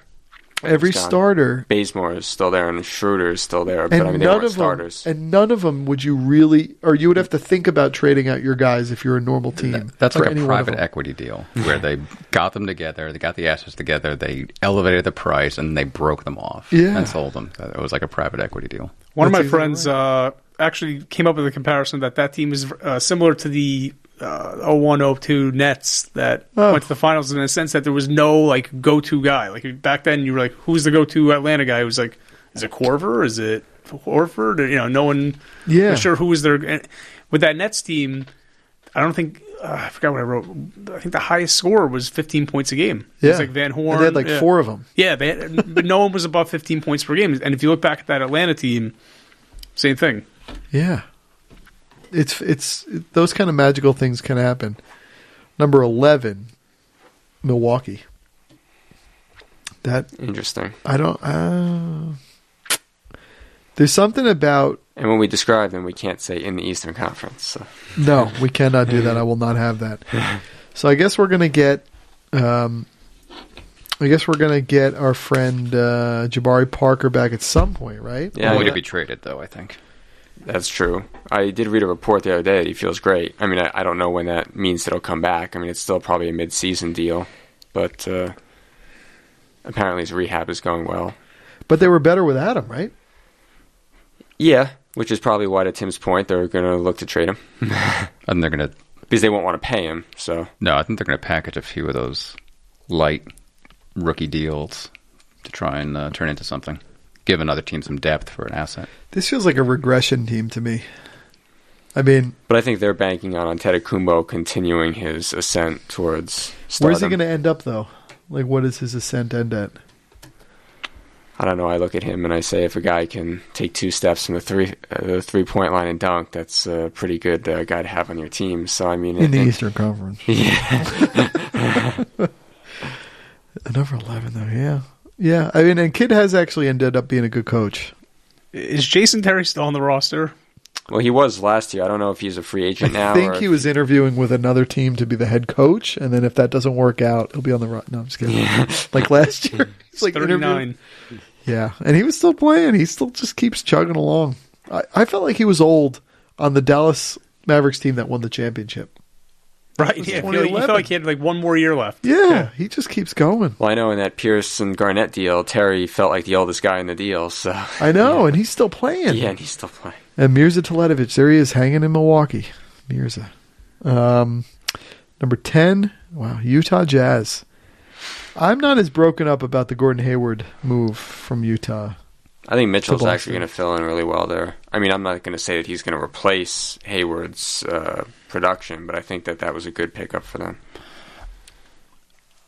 The problem, I mean, I agree with you. It's not as big of a loss as people are making it out to be. It's just what do you replace it with? You have Rodney Hood. I'm high on him, but all these leftover nets. You still have Gobert, and I think Quinn Snyder's shown that he's a good coach. He's pretty creative, but I that does feel a little bit high. Yeah, I feel like they're 19th.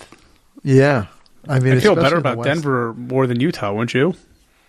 And we thought Denver was high too. Yeah. I just guess because of Jokic and Millsap. I mean, the two of those. Yeah, it's a good front court. That is a very good one. Yeah, I guess. I'm looking. I don't know. Well, they got Thabo, Cephalosha. They didn't. They lost George Hill. Yeah, but they brought in Rubio. Yeah, where's their offense coming from? Rodney Hood. Although they're very good defensively, right? So I don't know. Yeah, they should be the best defensive team in the league again. Number 9, Minnesota Timberwolves. Huh.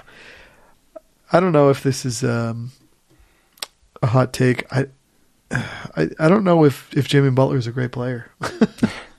It just feels weird to me that he's the head of a team for pretty much the last 2 years, and they couldn't really break 500. But he's got a lot of good pieces around him in Minnesota. But, I mean, I don't know that he needs to be a superstar there. But wouldn't I expected Towns would be the superstar, I think, in this scenario. But wouldn't I have expected more from him in the Eastern Conference? I would have expected more from him anywhere. No, but I kind of feel as though if he's as great as we're talking about him being, although I guess the same could be said for Paul George, where he was a 500 or less team. Even though I like Paul George a lot more. I like George a lot more too. He's smooth and But I don't think that what they gave up for him is, Levine, Chris Dunn, the pick. I think for what they gave up for him, I don't know that he needs to be a superstar. Granted, throw away the outlier that, what Indiana gave up for Paul George. That was kind of a weird deal. So yeah, they're kind of similar in a way. Jeff Teague, another one of these guys who went home and then left last year. Jamal Crawford's going to be living and playing in Minnesota next year. What is Andrew Wiggins? I don't know. They're talking about extending him to one of those max deals. He's a weird player. I feel like we have to see him in the postseason before we can really anoint him or say what even he is. And Karl Anthony Towns is great. I thank him last year for having the greatest viral post of my year because he was wearing a Devils jersey. And they added Taj Gibson. They did, like I was saying, with these adding these pieces from their past. And they still have Gorgie Jang, who was pretty solid for them. Yeah. They got a lot to show. Last year was a real letdown in what was expected. Building on your point we just said a few minutes ago about questioning, is Jimmy Butler that good? Teams barely above 500. Yeah.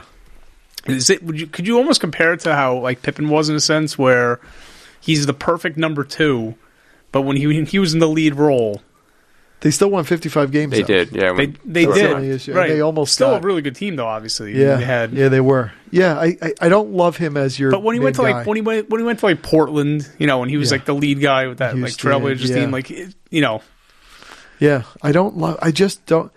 I don't love watching Jimmy Butler. Maybe that's the problem. But I love do watching agree with you. But he doesn't have to be the number one if it's Karl Anthony Towns' team. I'll tell you what, though. And Wiggins is still there. Teague is there. Some of their pieces. This is what everyone said about the Nets when they brought in Pierce and Garnett. I was just thinking that. No one's going to have to be the guy. Yeah, it's all just going to yeah. work. And then nobody was the guy. Yeah, no. And everyone fell back. Because I remember looking at that season and going, oh my gosh, Joe Johnson can be like the guy from Phoenix.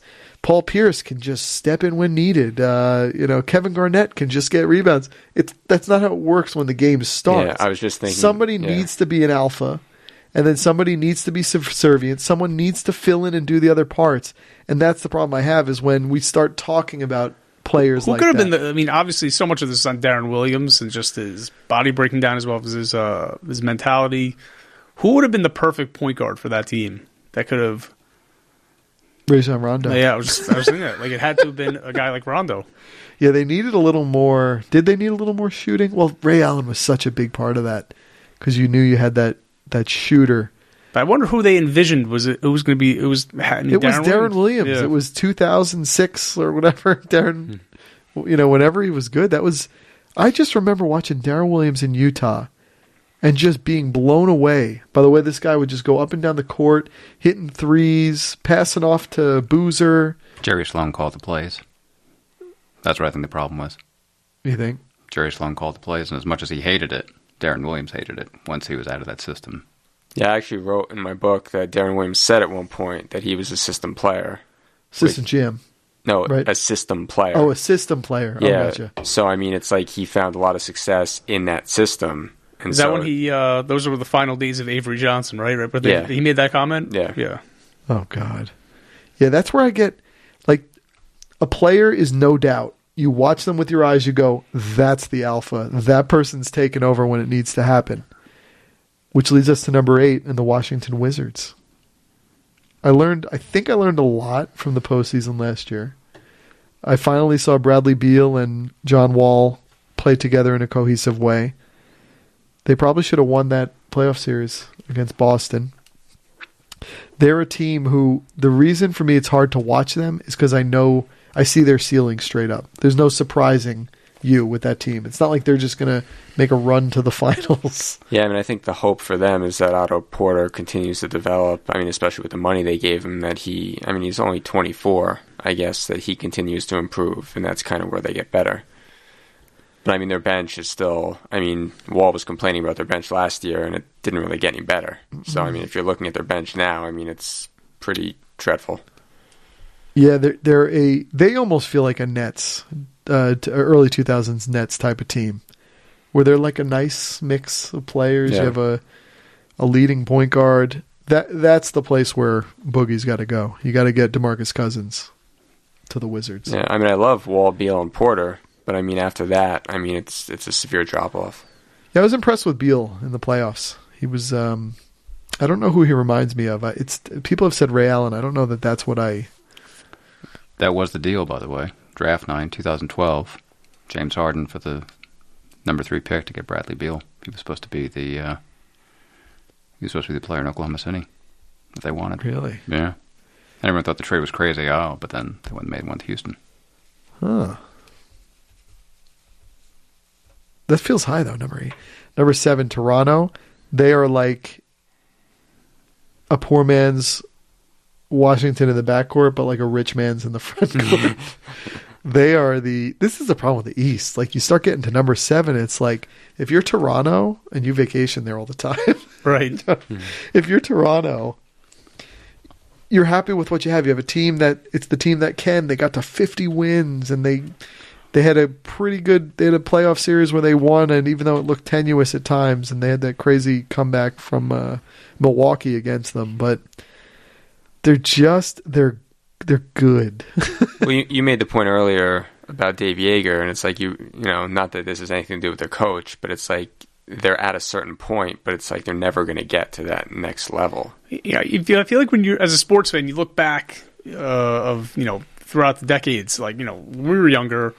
You think back like those Cleveland Cavs teams that had Price, Elo, Doherty, and you look back there, they were solid teams, but they the Bulls were in their way. So it's like I feel like 10 years, 20 years from now, you look back at like remember those Raptor teams? They were good. They had Lowry, DeRozan, but they were never able to get by LeBron. And you know how they say like teams feel like they're an injury away? They feel like 2 injuries away, though. Them and Washington in their own way.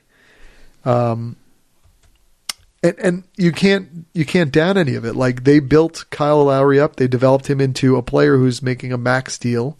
DeMar DeRozan, I was not impressed with him early on.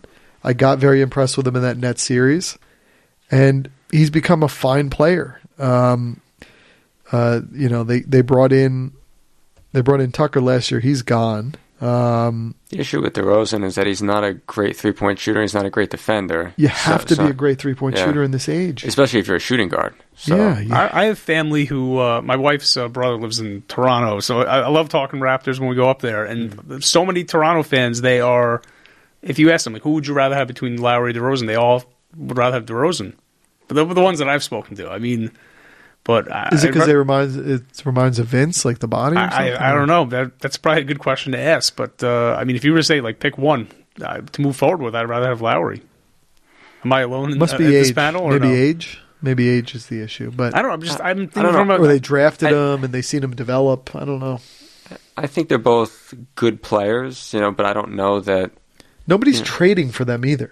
No one's going to trade for either one of them to put them over the top. Lowry's actually on a pretty good deal. I mean, he signed a 3-year deal, so it wasn't like a 5-year max. So, I mean, it's not like they're saddled with him, for a super long time. By the time his deal's up, I mean, he'll probably be I don't want to say last legs, but he'll be on the decline at that point. I mean, can you think about anybody in the league? This is like a weird thing. And it's sort of the way the Detroit Pistons were in that mid-2000s range. They had players... And I mean, other than Rashid, who was traded in there, he was like a blue chipper. They had players who you don't necessarily want, but together they made magic happen. It's sort of like this in a poor man's way. I don't know if there's anybody in the league who's like trade for trade, salary for salary. I'm taking Kyle Lowry over my guy. Like even if you're the Nets, I don't think you're taking both those guys are more valuable to Toronto than they are to other teams. Yeah. So. I think New Orleans might take him instead of Holiday. You think? Yeah. Would you rather have him than Drew Holiday? Yes. Yeah, I think I would rather have Lowry too. How old is Drew Holiday at this point? 27? I don't think he's as old as we probably think he is, but I feel like he's been injured a lot. So how old? 27. Yeah, just turned 27. I feel like in basketball years he's older than that. Yeah, he is. And he was in the Nerlens Noel deal. Yeah, that's what I'm saying. No player has gotten more out of one All-Star appearance than Drew Holiday. That's a really good, actually, that's a way better trade that ended up working out for them in a way. Because I'd rather have him than Nerlens Noel, even though you wouldn't, Tim, on Dallas. Mm-hmm. See, this is the crazy part, because you go from 7, they got Oklahoma City at 6. I give a lot of credit to Presti. These are the kinds of gambles you take. You don't take gambles on... You take gambles on no-doubt players. And the fact he was able to get a no-doubt player, 4 players who you are like, you could take it or leave it with them, especially after what you saw for a year, this is going to be a fascinating thing to watch. Does Paul George, is he remind you of Scottie Pippen? Not so much. I mean, yes and no. I mean, that's an obvious Is comparison. He a great number 2? We've never seen him as a number 2, really. No, I mean, I would rather have seen him on Cleveland, but I mean, it's a no-brainer deal. I mean, the fact that he got Kevin Pritchard to sign off on it, of course you take that deal, and it's worth it. I mean, it could work. It definitely could work. I mean, I'm interested actually to see less how Westbrook and George play together, and more about the team they put around them and how strong that's going to be. I mean, they made some good. I mean, Steven Adams. I'm a big Steven Adams fan, but I'm more interested to see how the other players mesh around them. The issue that we had with Minnesota was they have all these like blue chip guys and who's going to shoot and all that. I think the good thing about Oklahoma City is that everyone pretty much knows that it's Westbrook, it's George, and then they're going to have to fill in around them. Yeah, but I mean, like last year's team to me, Oklahoma City reminded me of the Sixers team that went to the finals with Iverson, where it was built around Iverson knowing that he was the one who was going to shoot. What would it have been like if you then added an offensive player to that mix, which they tried to do actually with Chris Webber, but Chris Webber was over the hill when he got to the Sixers. Hobbling down the court. So so I'm interested to see, going back to the point about how the complementary players work out. Like, are they just calibrated to Westbrook, or can they accommodate Westbrook and George, and how will that work? Yeah, the thing I like with this trade, everyone worries about the 1-year deal where he's only on the final year here before he's a free agent. I like that because I think Paul George knows who he is as a player. The league knows who he is. He's going into this almost altruistic. I think he's going to go in saying, this is Russ's team. I will step up when he wants me. I'll play great defense.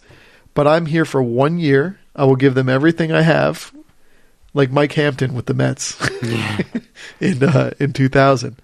And it made you think, oh, he's going to stay. He is not staying. This is a smaller city than Indianapolis is. I think it's perfect.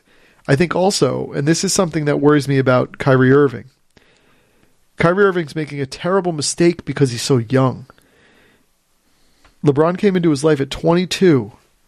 He didn't go, he had 3 years, sure, where he was on a terrible team, but he was just starting in the NBA. Paul George had this run early on, and then kind of went into Siberia for a while, and is now coming out on the other end going, sort of like that Celtics team when they all brought the players together, Ray Allen and Paul Pierce and Kevin Garnett. They were all ready to subsume themselves to the team game. Mm-hmm. Paul George is at a place having that little dip after that big success. They were like a 60-win team almost, right? Those teams with David West and when Roy Hibbert was good. Yeah, I mean, they were close. They were a 1 seed the 1 year. So. Yeah. So I think it's perfect from that point. He's been on shitty teams for a couple of years now where he's had to lead. He's going to step into this team and he's going to be very good. Now, Oklahoma City has to be ready to say this is the 1 year we have with him. Because I don't think it makes any sense for him to stay. But he's going to be focused on this team. Russ will obviously be focused, and now Russ has some help. It's a perfect time, a confluence of events that's a perfect time for both of them. But let's say they go to the Western Conference Finals and they play like a 6-game or 7-game series with Golden State. Which would be amazing if they did. Oh, yeah. I'm just saying as a hypothetical, would he be tempted to stick around in that case?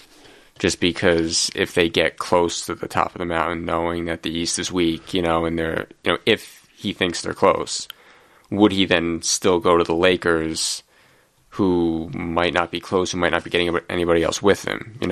We don't know that they're going to bring in a lot of free agents to Lakers. So, does he go there and say, okay, Ingram, Ball, is that better than Oklahoma State? Is there going to be a bird right type thing now that he's on them for a year? Will he get a better contract with Oklahoma City than he would elsewhere? Well, I think if he's... makes an All-NBA team. Yeah, if he's first, second, or third team All-NBA, then he's eligible for Supermax. For that Supermax. The one thing I would say that is underrated, which plays to your point, players go to the West partly because you're in LA 4 times. Because there's 2 teams, the 2 teams in LA, and you travel to the 2 teams. 4 times doesn't feel like a lot, but in a season, it feels like you're there constantly. And then other times you're going to Phoenix. So sometimes the players will be in Phoenix, and then maybe there's a day or 2 between, so they'll go to LA. Being in the West makes a huge difference to players because you're in California a lot. Mm-hmm. So that is possible. If they have a good run, if this doesn't blow up, if they get 55, the key is they get as many wins as they had with Durant. That would be great. And they put a scare into the Warriors. I guess you always have to hold out hope that that's enough to make. It depends on what his motivation is. If he can get more money and he's close to winning a championship, or he thinks that he's close to winning a championship. He did seem excited about when the plane landed and all the fans were there and everything. It almost has like a Spurs 2.0 feel to it, where the team is so invested. That's the only Major League team they have. They're so invested in the big player coming that they make them see how important it is that they're there. Did you have something? I was just going to say, I'm sure you probably heard about what's the deal with the Carmelo rumblings of possible, Oklahoma City, right? Yeah, that was a Bill Simmons drop, and I don't Steven Adams. Yeah, who's telling? Who is feeding Bill Simmons? I don't know, stuff? but I heard something I don't know. I just saw the headline. I figured you probably. Do we like Carmelo on that team? On Oklahoma City? No. my worry, like I just said, I wouldn't trade Lowry or DeRozan for anyone. Like Carmelo, because of the age at this point, and I always came from the point of view he doesn't have the miles because he's not in the playoffs. No, he got old. He's kind of old looking. He's stiff looking. He's not playing D. And if I'm Oklahoma City, I'd rather have your Patrick Pattersons of the world, your Steven Adams. I'd rather those guys be getting touches when they're open and that kind of thing than trying to force 18 shots a game for Carmelo. Trying to find him shots. Patrick Patterson was a phenomenal deal. That's like what's he making, $6 million a year or something like that? Or? It was a pretty reasonable. It was like a 2-year, $15 million deal. How does the market? I don't understand how the market plays out like that. It was, I guess, all the teams spent their money last year, and so they couldn't spend as much. He's only 28 years old. Yeah, he's a good. It's not like he's at the tail end of his career. Yeah, it's like, what does this guy have left? I mean, he's he feels older than he is. I mean, 28. He's still. He was part of that the package that brought when they dealt Rudy Gay at Sacramento. Oh, that's right. Yeah, you're right. And how is Raymond Felton the backup point guard? This guy just hangs on. Remember when he almost went to prison for the gun he brandished in your arena, Dolan J? And you saw that Collison re-signed there. 15 years, right? Isn't that amazing? I've said this before. Nick Collison has had one of the most amazing careers that you have a role player on the same team for what's going to be his entire career. We talked about this last podcast, and I think I brought up Udonis Haslem with the Heat. That's right. That's a good one. Although he started, right, at one point? True, yeah. He was a good player. Well, Collison started, too, his first in 2 Seattle. seasons. Yeah. And then I have the Mirage where I saw him on Indiana for a year. That wasn't true. Number 5, Boston Celtics. Isn't that not great that they get this big free agent deal and they only have him as number 5 in this list? Tim, your thoughts? I think they need to get ruthless about Isaiah Thomas. I would not have made the Markelle Fultz trade. Now, this is coming from someone who had not seen Fultz play. I would have gotten Lonzo. I wouldn't have even gotten Fultz. I would have gotten Lonzo. We're diverging a bit. I would have. Please, I want Lonzo. I would have kept Fultz. I would have cut ties with Thomas when the time came, and I would have gone that way because what they're building now, I don't understand it. It doesn't make a lot. I mean, I can see what they're doing, but do you want to give Isaiah Thomas $200 million over 5 years? I mean, no, I don't. Does anybody want to do that? I don't want to give a player who is just a couple of inches taller than I am, and who is going to be over 30, a $200 million deal. And I like Isaiah Thomas. I think he's terrific. I think he's a terrific third guard off the bench. I think that's why they got him. He just turned into a phenomenon. But if I were Danny Ainge, I would have just said, we're going with Fultz. We're going to build this way because our window is not... Once they didn't get Paul George, once it didn't look like they were going to get Paul George, their window changed. And instead, they've gotten these other assets who are... It's kind of Orlando Magic-like, where they have a lot of the same players with the same skill set. They're better, but... and there's no credit given for holding them. No. It's like being in a bank where you're making 0.5%, on your account. So and then to get Hayward, I mean, terrific, but Hayward without George, Hayward without another player, it's Utah too. Mm-hmm. They're Utah Jazz, but maybe the Utah Jazz are better in the East. Yeah. But what's better in the East? Falling to the I almost have this feeling we're going to watch Boston next year, and they're going to be really good, but they're going to look like they were really good last year. Mm.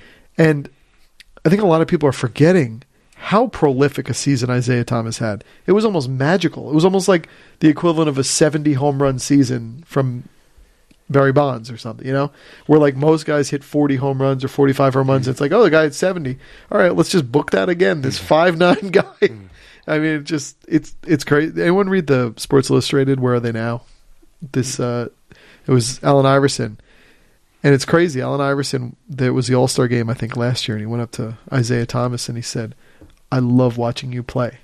And if you look at the numbers since that moment, he just went crazy. It was like the most important thing he's ever heard in his career was Allen Iverson to say, I love watching you play. But yeah, you look at their draft, like Jaylen Brown. And I really like Jason Tatum, but I mean, again, to Tim's point, it's like they've got a lot of the same kind of player on their team. And do you really want to then put Isaiah Thomas at $200 million in with a bunch of the same kind of player when you could have had Fultz, Hayward, and gone in that direction? If your wife are watching the Celtics with you and you say, tell me the best player on this team. Now, granted, I know Isaiah Thomas can do his thing and it might get them excited, but like, since we're thinking he's sort of gimmicky, and I give him all the credit in the world for doing what he did, he's not a $200 million player. And it would be nice if almost he just came out and was like, let's give me a deal. So I'm not sitting here. I want to play here. I don't want to get traded. I understand the thing. How about you give me like $15 million a year for 5 years or something? He would never do it because he'll get the market. But will he get that market elsewhere? I don't think so. No. But if you had someone watch it who doesn't watch the game a lot, it would be so unclear when you look at the roster who the best player on the team is. And that's really dangerous. No. They had the chance in the top 2 players in the draft, I think, to have that no-doubt player who a wife could watch and be like, oh, it's that guy. Are we being sexist in asking that question? I just want to say that. Yes. Yes, okay. If the dog who's running around this place here were to look. No, but I or someone who didn't watch, the friend who doesn't watch sports. Thank you. Who's a female. No, I'm just kidding. Yeah, that's a problem. You come out of this offseason, everyone's like, they won the offseason, and it's like... I think they lost the offseason. And they also lost Avery Bradley, Kelly Olynyk, so they lost some of their depth. And Gordon Hayward didn't even do the goddamn Players Tribune thing right. And I almost forget that Al Horford's on the team. Yeah, $31 million a year. Yeah. Mm-hmm. That's exactly right. At the end of the day, are they going to beat Cleveland? They're getting past LeBron? No. So you could cut Kyrie. You could cut. And that's to the point about the window, which is the window was not this year, this upcoming season. So don't sign Hayward unless you're going to get Paul George, possibly. So extend the window and draft Fultz and cut ties with Isaiah Thomas. I agree. They should have been looking when LeBron is, in 5 years down the line when he's past his prime, and then they could take over the Eastern Conference as opposed to looking at it for this year or next year. And they still could get the number 1 pick this year. Problem for the Celtics is they did such a good job trading for people that in some ways Isaiah Thomas has gotten to like the Big Poppy thing. Yeah. He's where like you a get this underutilized asset. And it's amazing watching a guy do what he's doing. But you don't want that. You just don't want to rely on that. That's the problem. We come down to the close. Final 4. San Antonio Spurs. They're going, I think, in the very wrong direction, unless they're able to get Kyrie, but that would be very weird to me if they did. I almost don't want Kyrie on the Spurs. I'd be like, there's something about not wanting to watch, to me, the Cleveland Cavaliers in the season, because you just know where they're going to be, and you know that when you're watching them in season, they're only giving you like 60% effort. Yeah. And so Kyrie, though, if he were on almost any other team, you'd want to watch that team because you'd see him like freelancing and doing what he does. If he goes to the Spurs, it's the same deal. I don't want to watch him. Yeah. I don't want to watch the Spurs in the regular season, and I love basketball. They're exactly what they are last year. They could win 60 games, and they're just going to be beaten by Golden State. Yeah, they're going to be swept up off the floor. Who are they like I'm trying to think. Who are they like in another sport? It couldn't be. There's some magic that happens in football, but it's almost like a baseball They're team. like the St. Louis Cardinals. There you go. Yeah. That's exactly right. That's a good one. Now we bring them Gorchik or whatever. What's the guy's name? Randall Grichuk. Randall Grichuk.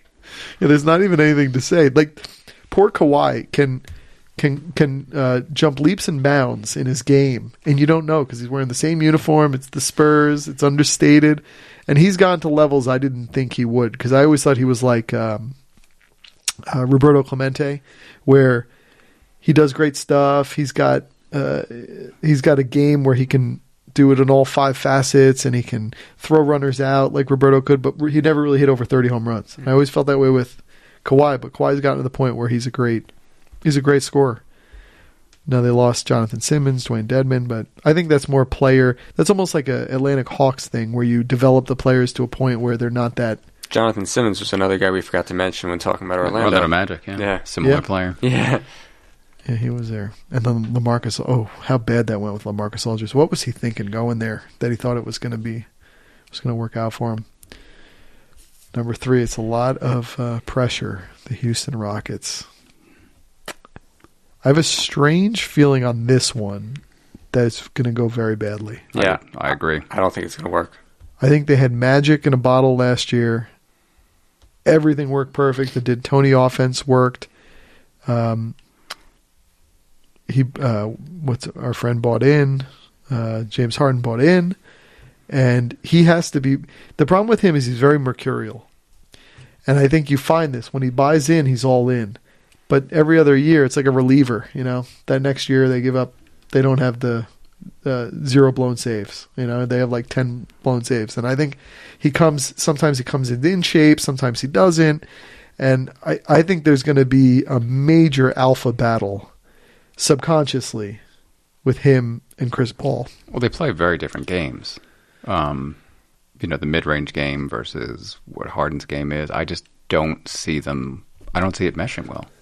I really don't. And how they're going to space the floor. Like last year, it was very systematic with how the entire team spread the floor and basically let Harden do his thing.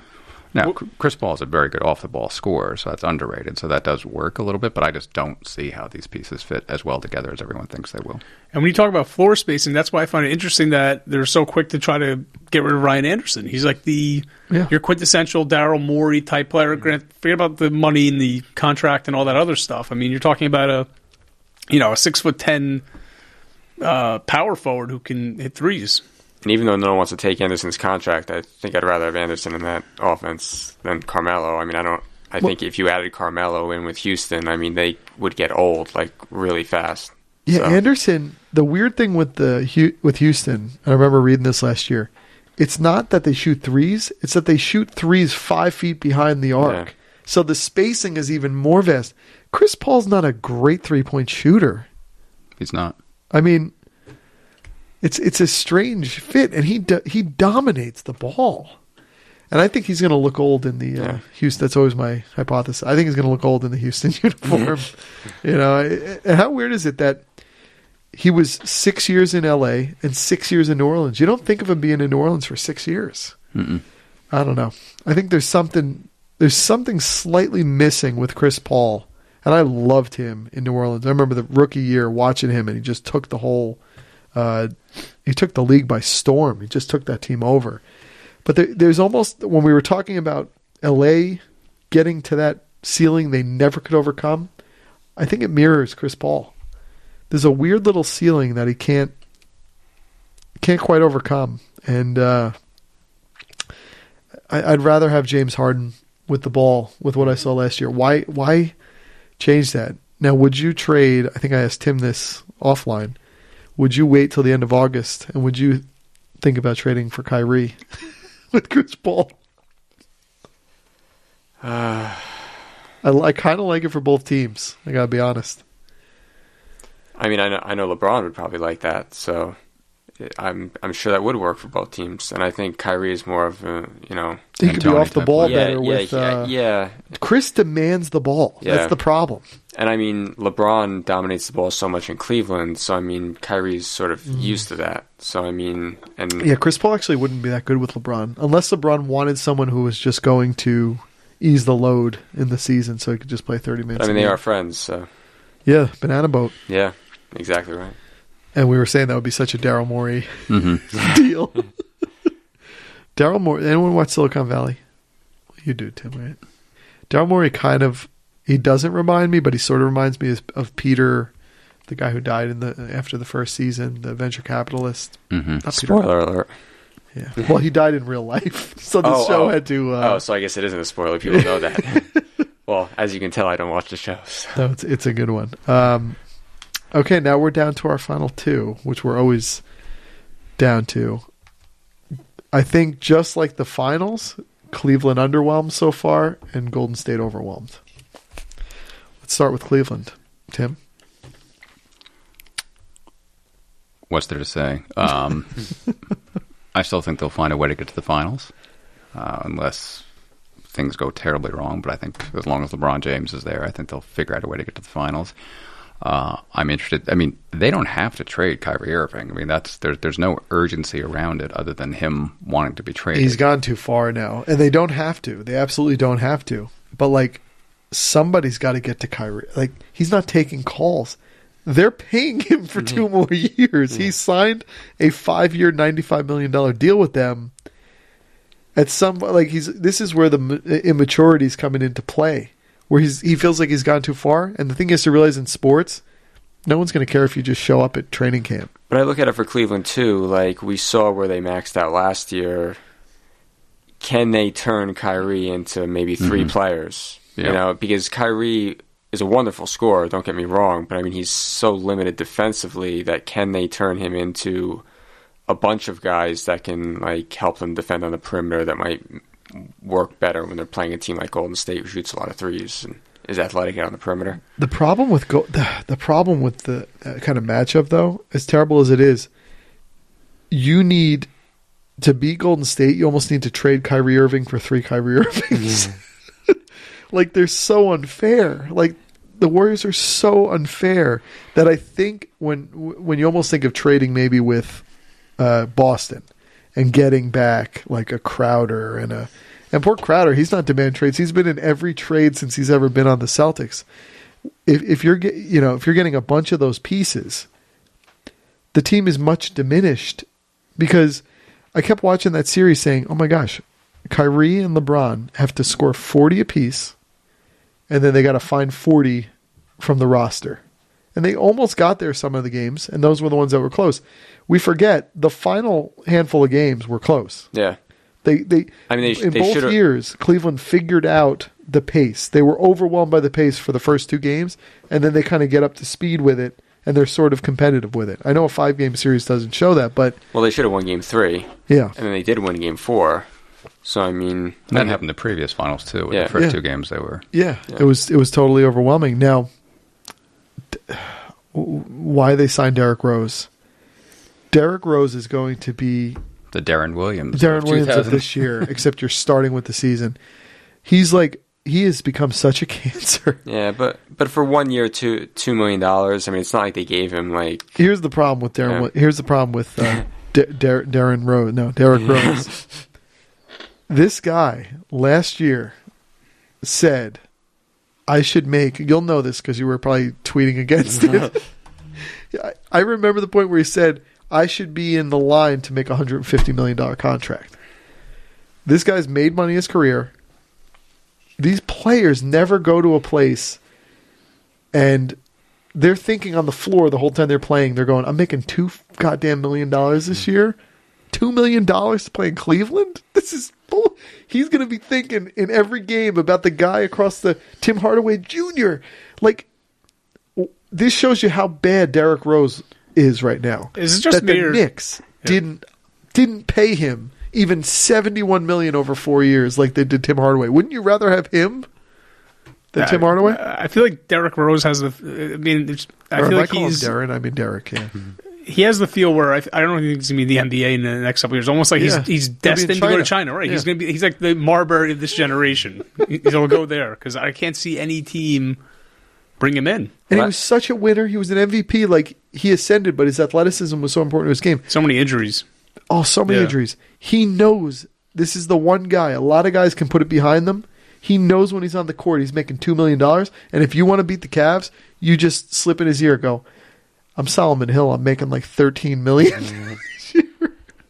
The thing that I find interesting, or the most interesting about it, is that B.J. Armstrong is the agent for both him and Donatas Motiejunas. And you look at the mess that Motiejunas got in when he signed that restricted free agent offer sheet with the Nets, and then it wound up, coming back, and then he went to the Pelicans for a lot less money. And then you look at Derrick Rose signing for $2 million when he, you would have thought that he'd make a lot more than $2 million. How did he not make? Yeah, that was. So I thought the other day, I'm like, if you're B.J. Armstrong, isn't the goal to get your clients more money? And isn't there a chance that Derrick Rose lost out on at least $10 million by doing that bullshit where he just went home in one game? Yeah, but I also look at that and I'm like, well, the Knicks had such a toxic culture. Like, maybe what you saw with the Knicks, the way he acted, the way he didn't play defense, maybe he's, playing with LeBron changes him a little bit. I mean, for $2 million, I mean, is that a worthy gamble for Cleveland? I mean, what's the worst thing that happens? You cut him, But I think they're signing him to be. They're signing him with the thought that he's going to be a major player. As weird as that is, and then they got Jose Calderon too. Like each year's Knicks, they got a lot of Knicks. Yeah, Shumpert and Jr. Then they gave the money to Korver. And it's funny though that we don't really know what they're going to look like, but we all pretty much know that they're going to go to the finals next year. So as long as they've got LeBron. Yeah, I think it was so stark, though, how bad the rest of their roster was in comparison. And nobody can hold up against the Warriors. And they needed some crazy things to happen the year before, and they needed magical runs to happen. But which is why I look at it with Kyrie Irving. It's like if you turn him into three guys, obviously it depends on the three guys you turn him into. But a hypothetical Phoenix, like Bledsoe. Yeah, Bledsoe, Josh Jackson. Like, Josh Jackson is your guy for the future. He can be your wing defender. He's, explosive athletically. I think he'd be good right away, actually, as a secondary player. And then Bledsoe, when he's healthy, can play. And if you were to get, a pick with that maybe you've turned into something else. I saw a Milwaukee trade with Parker, Brogdon, and I forget who the third player was, but along those lines. lines. Bring Delly back. Maybe a Thon Maker or something like that. I don't know if that was in the... The supporting cast is really weak, though. I mean, I remember last year watching the finals and just seeing everyone on social media criticizing LeBron, being like, he's not the GOAT if he's losing. I'm like, all right, there's points of the game where it's LeBron, Kyrie, Richard Jefferson. Yeah. It's really Darren Williams. Well, they on the court. Stacked. That's the hard part. They're a very stacked team if Golden State isn't an absurdly stacked team. That's the hard part. If Golden State were the Golden State of the year before even, Cleveland looks a lot better. I mean, we forget the lineup because we just get recency bias of how they looked, but Tristan Thompson, Kevin Love, they run in Jeff Green, which is kind of weird. He'll be cut by midseason. J.R. Smith, I mean, they're a very good team. I think they'd be a 6 or 7 game series with the previous year's team. It's just that Golden State went out and got Kevin Durant. I mean, it's... Yeah, I think last year's Cleveland team was actually better than the team that won the title. But, I mean, when you add Durant to a 73-win team, I mean, that's kind of hard to... Well, they got to get... Which team? Golden State Warriors or Oklahoma City Thunder? Yeah, that's strange. Whoa, series pop. Became a 5-person pack. Whoa. But, Kyle Korver was just overwhelmed by that series. Yeah.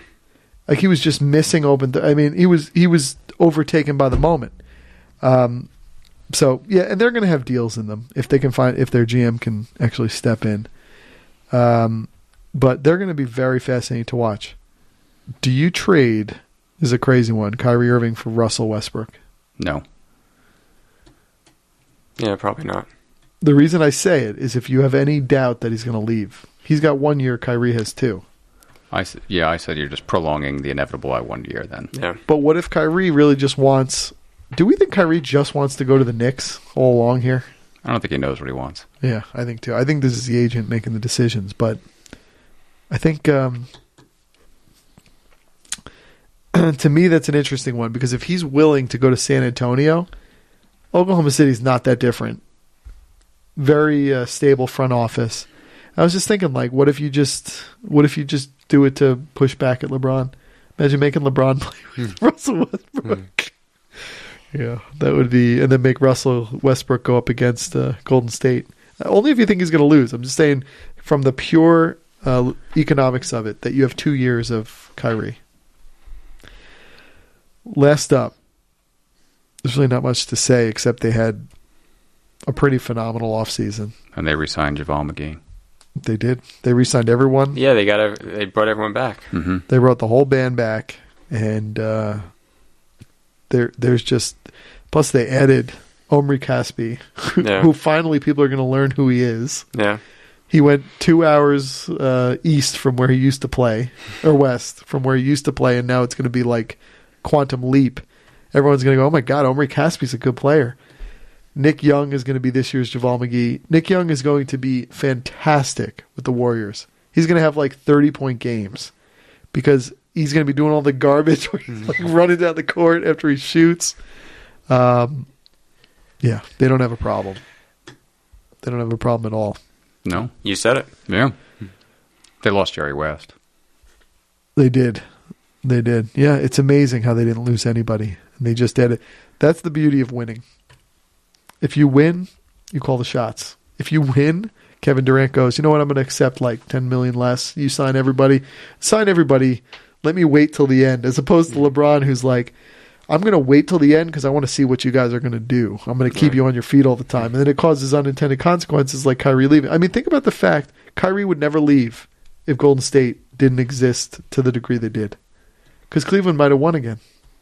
Does Kyrie demand a trade after winning 2 straight championships? Maybe. Wouldn't that be the most insane request ever? But I mean, if you're like Klay Thompson, let's say in 2 years, would you want to leave and be the alpha dog on another team just to see? You know, I mean, if that's a desire of his, just I don't get that though. I think Kyrie is looking at James Harden. I think that's what he sees. Really? Yeah. I think he sees Harden on Oklahoma City. And it'll take him 3 years. Houston. It'll take him 3 years to figure out that like that wasn't important. Mm-hmm. I just think Kyrie is not Kyrie. Oh, that's a Francesis. Kyrie's not Kyrie if Benedict Arnold is Benedict Arnold. Yeah, I don't think he's... I don't know. I think when you get 40 wins, it changes. When you're in the finals and you're winning playoff games and winning championships and playing with LeBron James on national TV all the time, I guess you... I feel like Kyrie's like, he's 25 years old. It's like when you're young, in your young 20s, sometimes you're in a situation you don't realize how good you have it. You know, like you're playing with the best player of this generation, probably one of the best players of all time, LeBron. I mean, he thinks of him as the lame old guy. Right. It's like, it's like you think back of Kobe and, the whole thing with Shaq. Like, it was an amazing situation. And I think it's so similar to them because of the championship aspects. Right. And then you start to lose, and then all of a sudden you go, the only thing that was keeping us together was winning a championship. And that's the hardest thing to do to keep it all together. Oh, I don't know. Well, in the end of July, we've gone through the entire NBA, and there's still... And Carmelo pieces. could be going somewhere next week, right? Who's going to be gone before training camp? Carmelo or Kyrie? Or both? Or none? I think none. None. Probably none. Yeah. Isn't the NBA crazy that they're going to have to go to camp? Like, he's not accepting calls, and he's going to have to show up at camp if he wants his paycheck. Same thing with Carmelo. Then I'm like, man, I thought Carmelo was like, I got to stay in New York to be by my kid after I don't know. I don't want to say. That was one of your better Dolan J. jokes. Which one? What's the one with the... I was like, did you see the thing with Carmelo? He knocked up the student. The Chicago. Right. The when you're a celebrity or a star, you just go up to them and start kissing them. Right. You don't even ask. Just do it. Oh God, did that work? Is the White House still standing, Tim? Yes. Okay. As far as I can tell. Well, gentlemen, that was 2 hours in July about the NBA. This is the best league right now. It's usurped the NFL. Crazy. Tim shaved his head for the event. So I did. Thank you all. Thank you. Thanks for having us. All right, thanks for having us.